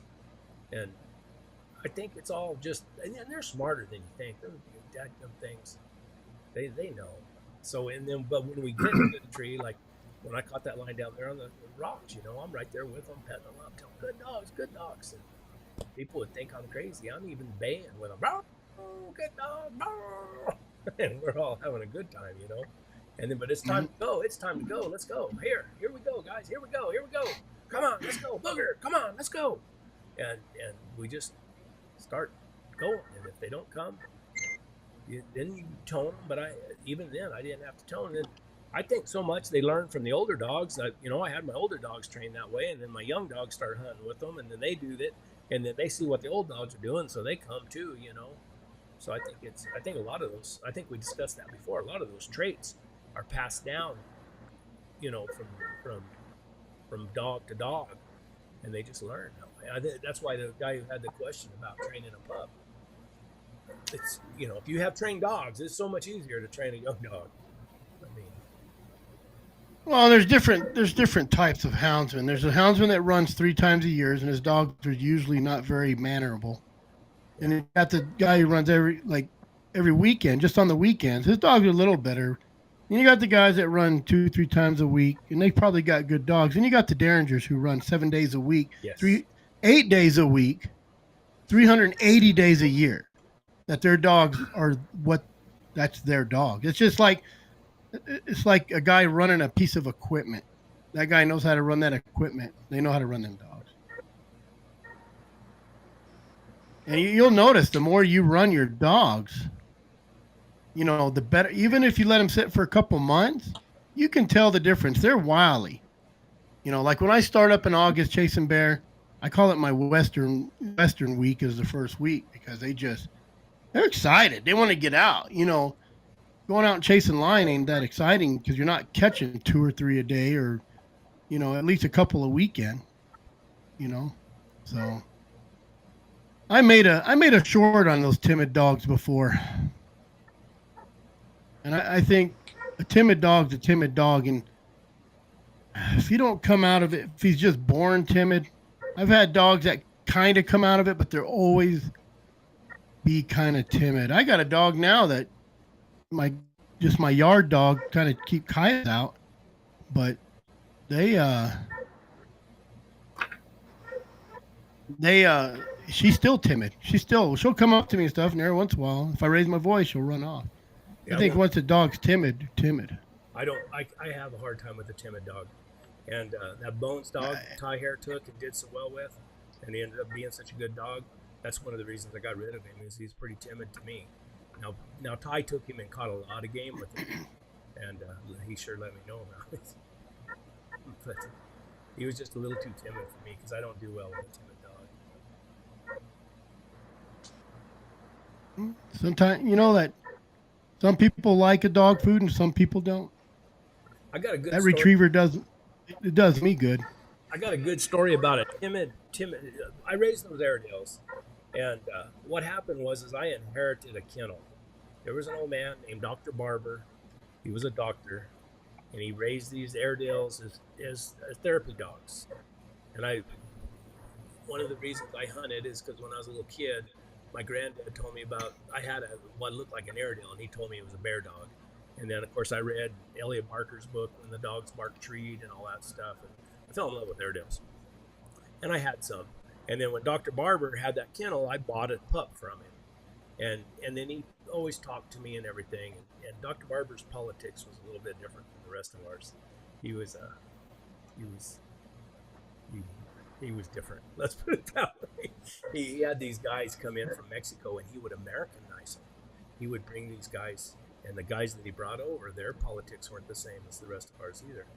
And so, anyway, that's the story about Dr. Barber. So he had a heart attack, Dr. Barber did, and he said, I'm going to have to get rid of these dogs. And he said, if I'd like for you to take them. And I said, man, I can't take them. And he said, no. He said, if you don't, he said, I'm going to have them all put to sleep. So here I took these 25 Airedales, and I mean, bunches of them. And there was all kinds. There was young dogs, breeder dogs. There was a dog imported from South Africa. There was a male that was imported from Germany, and some really good dogs too. But there was this one little male dog that was really, really, really shy, really, really shy. And I had to sell dogs to pay for dog food. And my wife, that was my first wife. I'm like, Chris, I had one before this one, and she was she groomed them. She would groom. So we offered grooming to people who bought dogs from us. I mean, it was a big operation, really. And I had this one shy dog, real shy dog. And the way I found to get some of those shy dogs out of it is I just take them with me.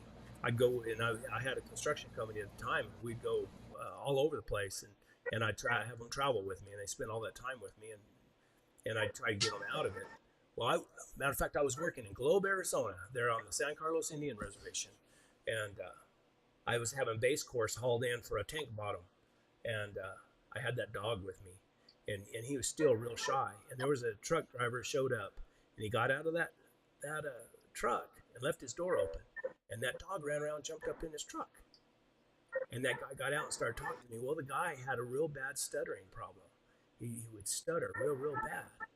And he got out in the truck, and that dog would just lick him in the face, just absolutely loved him. And I told him, I said, you need a dog? He said, well, I didn't think so until now. And I said, I'll give you that dog right there. And he said, sure. And next 3 days, he was hauling base course for us.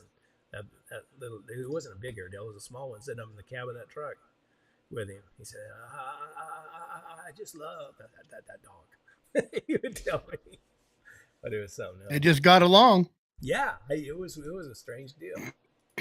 Well, they claim it that they claim anytime anybody gets a pup, for a pet, that they need to let that pup pick them out when you go. When you go to look at a litter, you need to let that pup pick you out. I got like 10 of them there that'll pick you out. All 10 of them, they'll knock you down. All right, guys. My that timid dog that I was telling you about, he'll go right up to my wife. She'll go up to my wife. Well, that's what Sean was saying. Yeah. She'll go right up to my I don't wife. know. Timid dogs My seem to like kids a too. female better. I don't know They why. do. My There's just wife. some dogs. It's just like people. There's some people that are timid, and some people are. Dogs are no different than we are. Yeah, I'm kind of. You know. Yeah.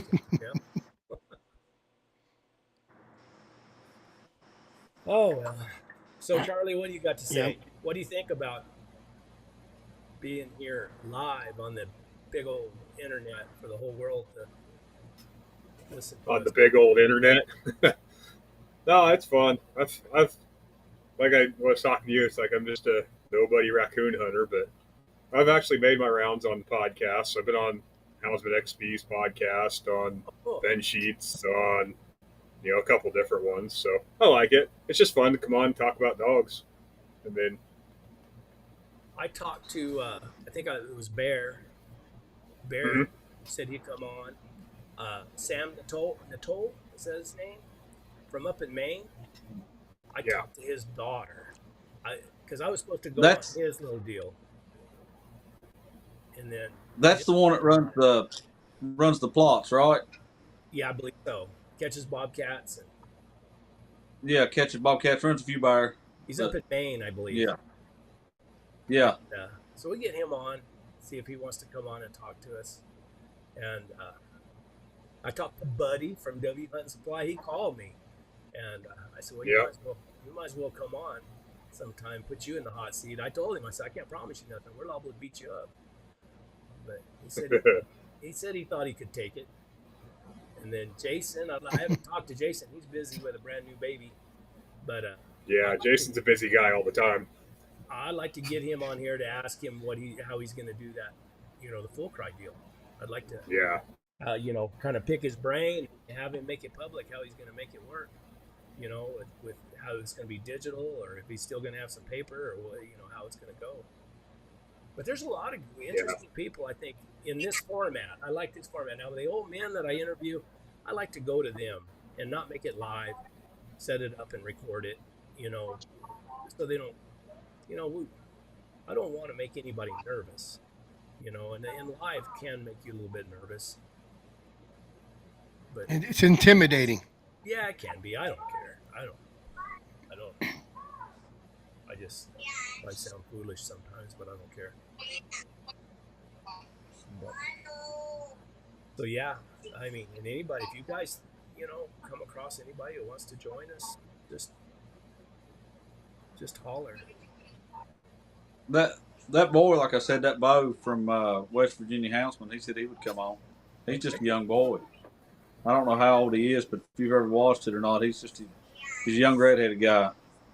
They run a lot of bear, and I believe they're Can't trust them like redheads. northern. Yeah, I mean, we're liable to snap at some point in time. Hey, Brett kept it very calm when he was having technical difficulties. 10 years ago, and I took my arm and knocked everything off this desk. I was waiting for it. Did you see me take a deep breath and go? He did. You said, "Don't lose your temper. Don't lose your temper." I haven't lost my temper in a long time. Getting too old to lose my temper now. Yeah. But What else you got going up there in Oregon? Anything special? Just waiting for our pursuit season to start. I mean, like I said, I can hunt all year, but it's just I'm waiting for the weather to cool off so I can actually get them out and start running them.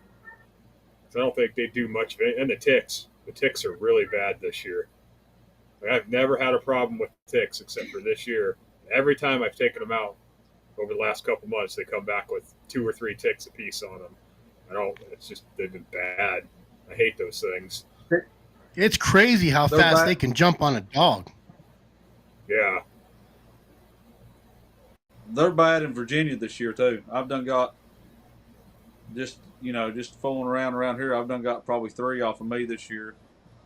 Half a dozen off one of my dogs that I take a lot of places with me. Is there anything you give the dogs to treat them? I just like that permethrin spray stuff on them. That helps a lot. And I put those purple or the purple cattle tags, the insecticide cattle tags on their collars. And that seems to help a lot. I don't know what's in them, but it works. I can't remember. It's probably permethrin. I think probably permethrin. I think so. Yeah. Let me see if I can find this. You ever use that what is it? Dimitris Earth? Dimatrix Earth? Diatomaceous earth. Yeah, we use that around the yard and stuff. I don't really put it on them. powdered- In the dog box a little bit. Yeah. That and that was that 7 dust? Mm-hmm. I've never had it. I've put that stuff on my dogs when the fleas were really bad, and I've never had them have a reaction to it. See if I can find this stuff that Cody turned me on to. I'm just looking for that Resto first collar. good rain so I can get them back out. It's an injectable, and I don't. Oh, have, really? I don't have picks. I don't have heartworm. They've been using Those it Seresto somewhere collars, like you were for, talking about, those work really good. But they've been treating About 60. something. Who was What are they now? They're like 78.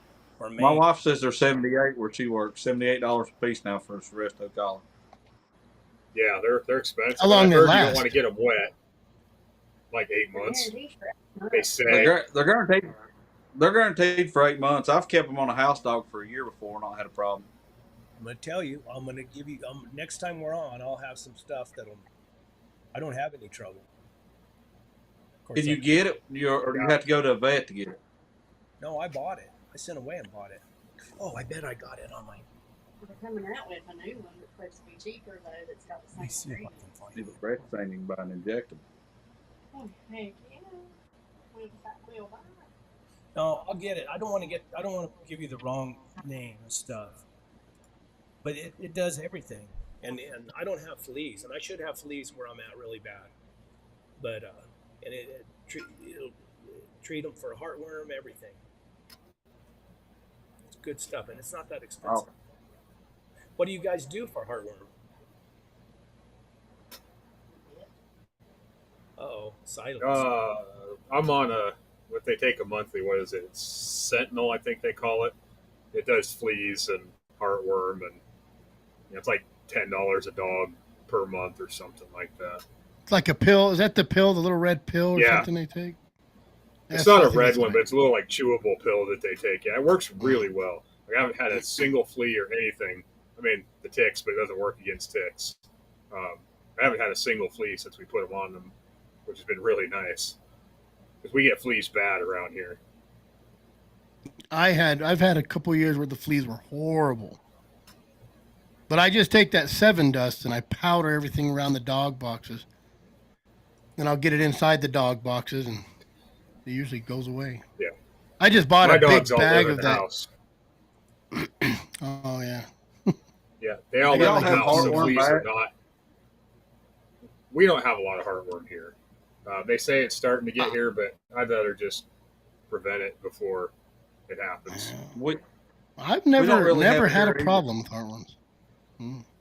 we don't really have it around here either. I even talked to a vet one time and said it was something that they would miss if they weren't careful if a dog had it because it's extremely rare in this area. Yeah. Brett, do y'all have heartworm there? Yes. Yeah. And I'm trying to find the name of this stuff. I wouldn't have believed it. But Is it ivermectin? no, I've treated with ivermectin before, but this is stuff they're using for mange. I can't find the name of it.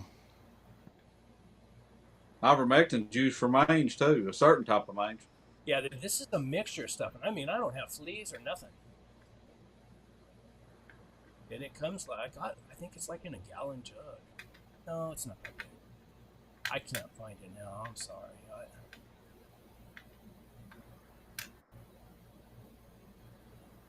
I can't remember the name of it. Well, guys, it's getting late for me here, so as early as I have to get up. So. I seen you saw the picture of my granddaughter in that cowboy hat. What do you think about that, Brett? I seen you saw that picture earlier. She always wants to take Papa's hat off his head and put it on, but she won't mess with it long. A baseball cap. She takes it off, throws it off. I put that cowboy hat on her at the store while we were there, and she got mad at me when I took it off her head. She wanted to put it back on. So that's pretty good. I may have a little cowgirl coming on. There you go. You're gonna have to get her a pair of boots. Yeah, I'm gonna wait till her feet quit growing so fast. She's only 18 months old, but she'll outgrow a pair of shoes before you can get them on her. So her daddy did the same thing when he was little. You buy him a pair of shoes, and it seemed like the next week you had to go back and buy another pair. So. That's it. Buy them big this week, and next week his toes would be out the end. How about are you making any more cooking videos? I've not made any this week as far as cooking videos. I was telling them earlier while you were messing around, I think, or something, that I did film the Boone End over there a little bit. I'm going to do a voiceover on it. The what? But still got the Cornish chicken video. I just haven't had time to get it edited. How about you, Midnight Blue? I got a couple videos I'm working on from last season. Stuff didn't turn out real great, but I mean, something's better than nothing, I guess. So, still trying to, filming at night's tough. Filming at night's really tough, especially with just a GoPro. I got like a hiking stick that I put all kinds of lights all over to try to light things up and try to, make it work the best I can. But got a couple I'm working on, so we'll see how they turn out. How about Chris? I uploaded one today, about an hour ago. Did you? Just a June hound trials. Oh, water races and stuff like that. Yeah, I didn't get much of the water race on this one. It just kind of it was actually more me doing some cooking and stuff and calling my kid bastards, I guess. So I said, I'm going to hear about it. Cody Lynn, she likes to run her mouth. I think I left. Yeah. Yeah, and look how big Chris is. Chris, you've grown. I know what happened. Johnny left and he didn't even say goodbye. No. I think his phone probably died. That looks like probably. I haven't on my Born 100 Years Too Late channel. I'm not even in the camera. I haven't done nothing for a couple of weeks. I got to go have a procedure tomorrow. I'm kind of dreading that, but hopefully they tell me I'll be all right and I can go do things. Just sitting around not going. I mean, I had these big plans. I sold my business, and I'm going to pack into the wilderness and go into some high country and look at different country. And they told me, oh, you probably shouldn't be getting out of socket. You probably should be staying close to town, which is hard on me. Well, first they said you could do whatever you want.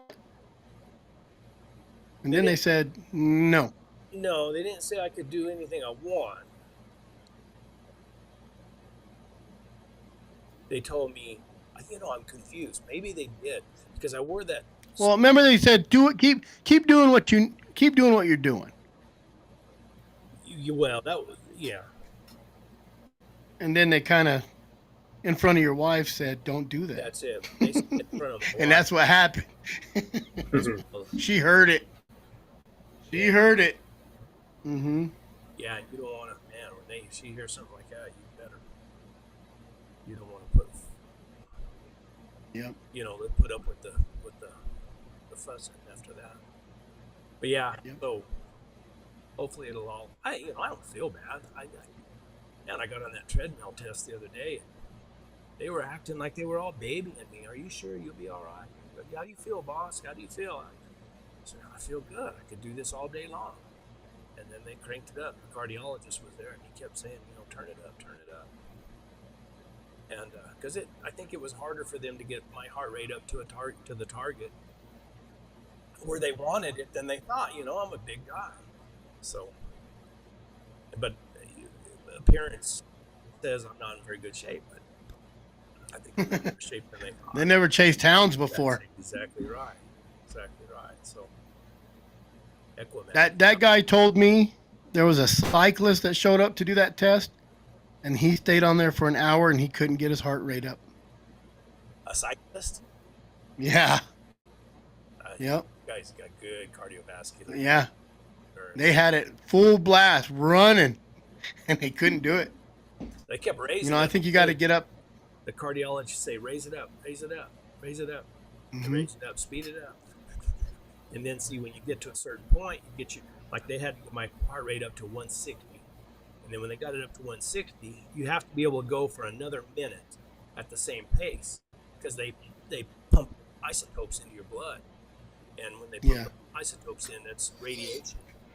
And that way, then after you're done there, they take you over and put you in that tube. And it take inches of your ticker. And I don't know. I haven't got any results, so I don't know. But yeah. Anyway, John just sent a message. Said, "Sorry, I had to jump off. No problem, John. We'll catch you next time." Nate says, "Equimax every other month." I've done that before in the past. I need to remember the name of this other stuff. It's really good. And I can't remember where I ordered it. Maybe I got it on Amazon. Let me look real quick, guys. I don't think Amazon would sell it, though. They sell everything else, don't they? They shut your raccoon season down, Charlie?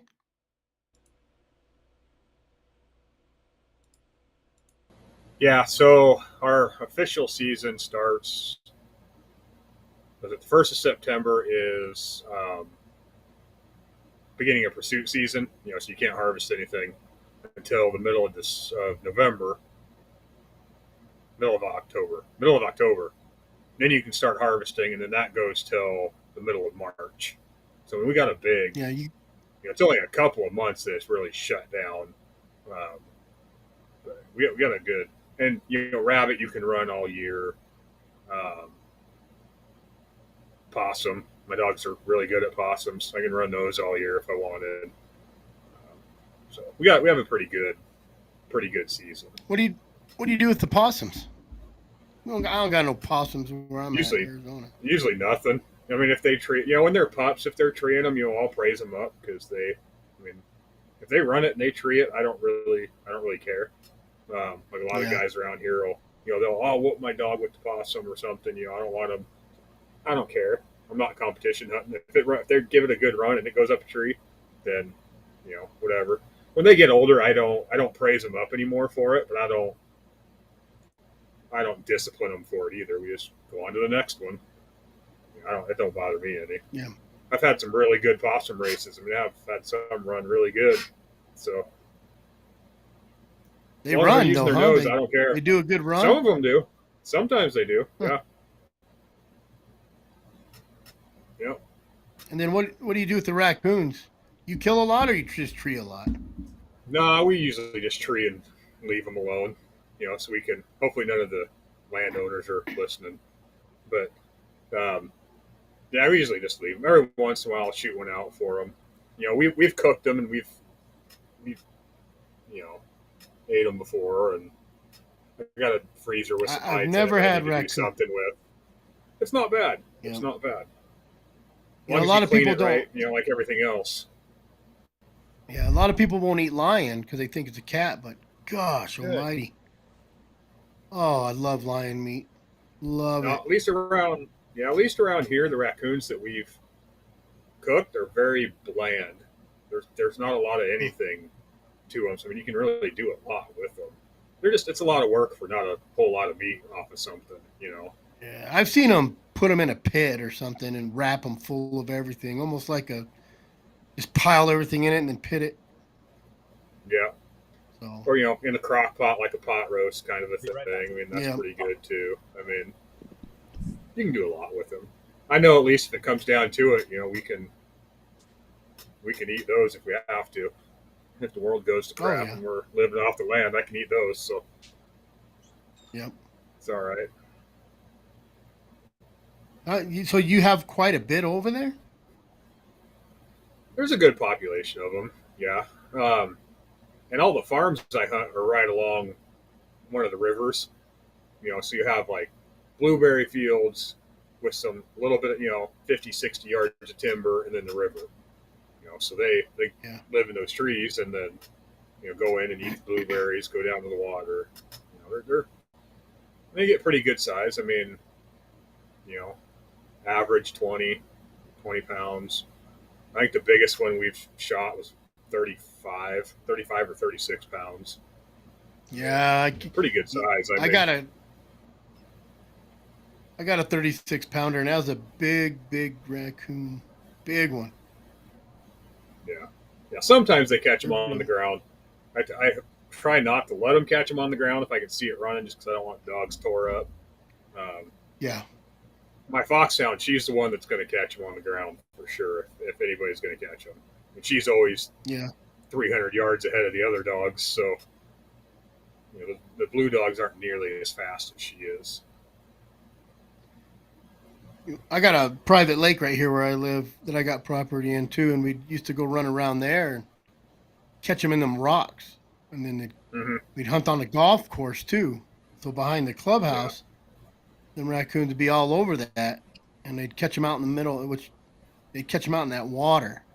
And them Yeah. raccoons, they'll drown a They'll dog. drown a They'll dog. hold on to Yep. that head. Yeah. So Some guys that I hunt with lost a dog to that and got balled up on their head in the middle of the river and drowned it. You know, they're yep. mean.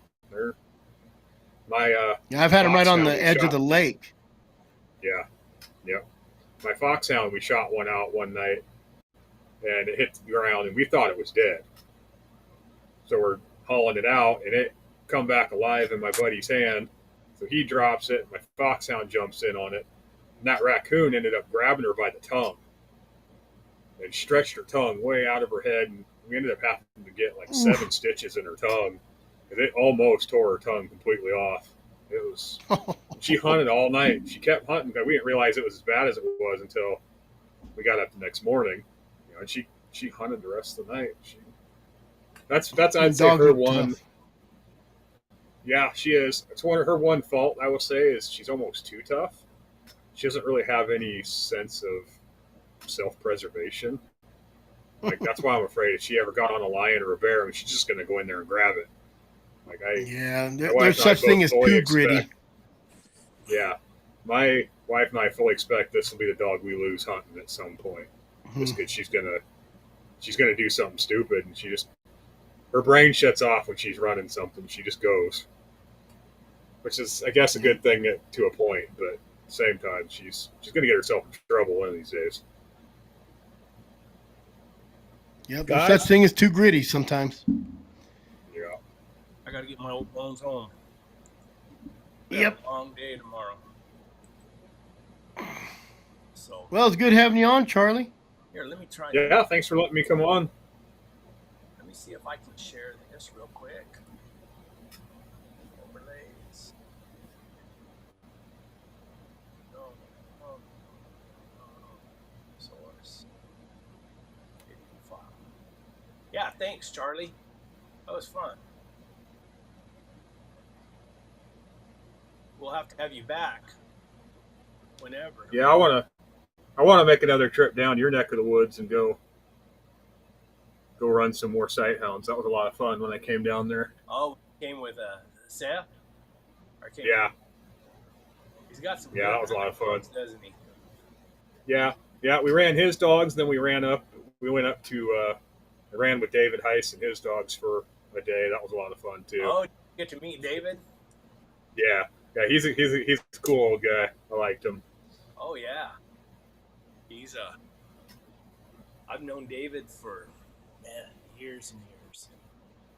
Yeah. He used to shoe my dad's horses. He's a heck of a farrier. Yeah. The screen kind of get funny looking, guys?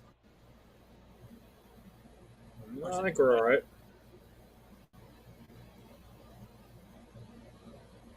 I'll try to get back to you. I'm going to try to do this. This is the intro to the daily video that I just uploaded. Let's see. I don't know if it's going to start playing right away or not. Oh. Can you see it? Yeah. Yeah. Something like on my... Oh, but it's not mine. Huh, I wonder why it won't play. Huh.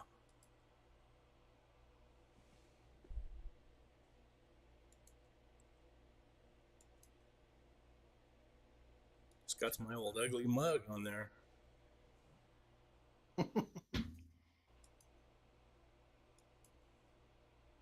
Well, that's terrible.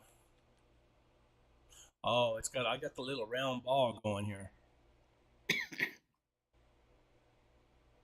Anyway, this second tape of Dale Lee was my favorite one of all the ones I listened to. It's really interesting to listen to him talk about Ben Lilly. But Yeah, I'm a big fan of old Ben Lilly.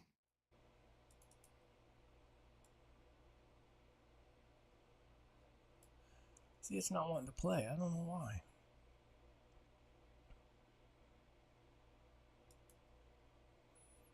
Oh well. One of these days, you're going to figure this program out. Yeah, it's over my Someday. It's over my head, really. I just like to mess around with it. It's fun to, have everybody in here. You're hounds, hounds. We all kind of live in our own world, and so it's kind of fun to be able to reach out and listen to listen to these guys. And see, just bad I just got home from vacation. I'll check Delhi. Sounds good. I'm putting them up on my channel, on this channel right here that we're talking on. I'm trying to get them up one a week.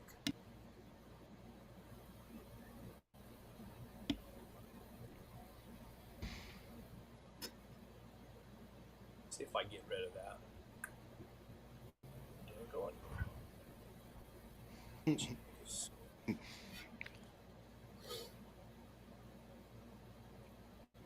It's about dinner time, anyways.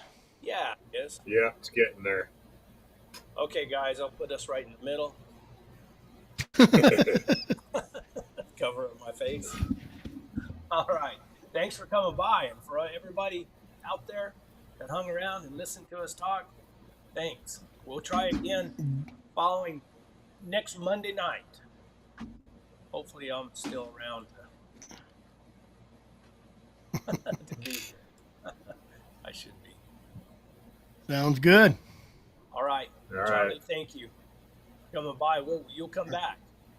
All right? Yeah, for sure. Yep. Sounds good. Chris, like always. Sounds good. All right. All righty. All right, guys. Thank you.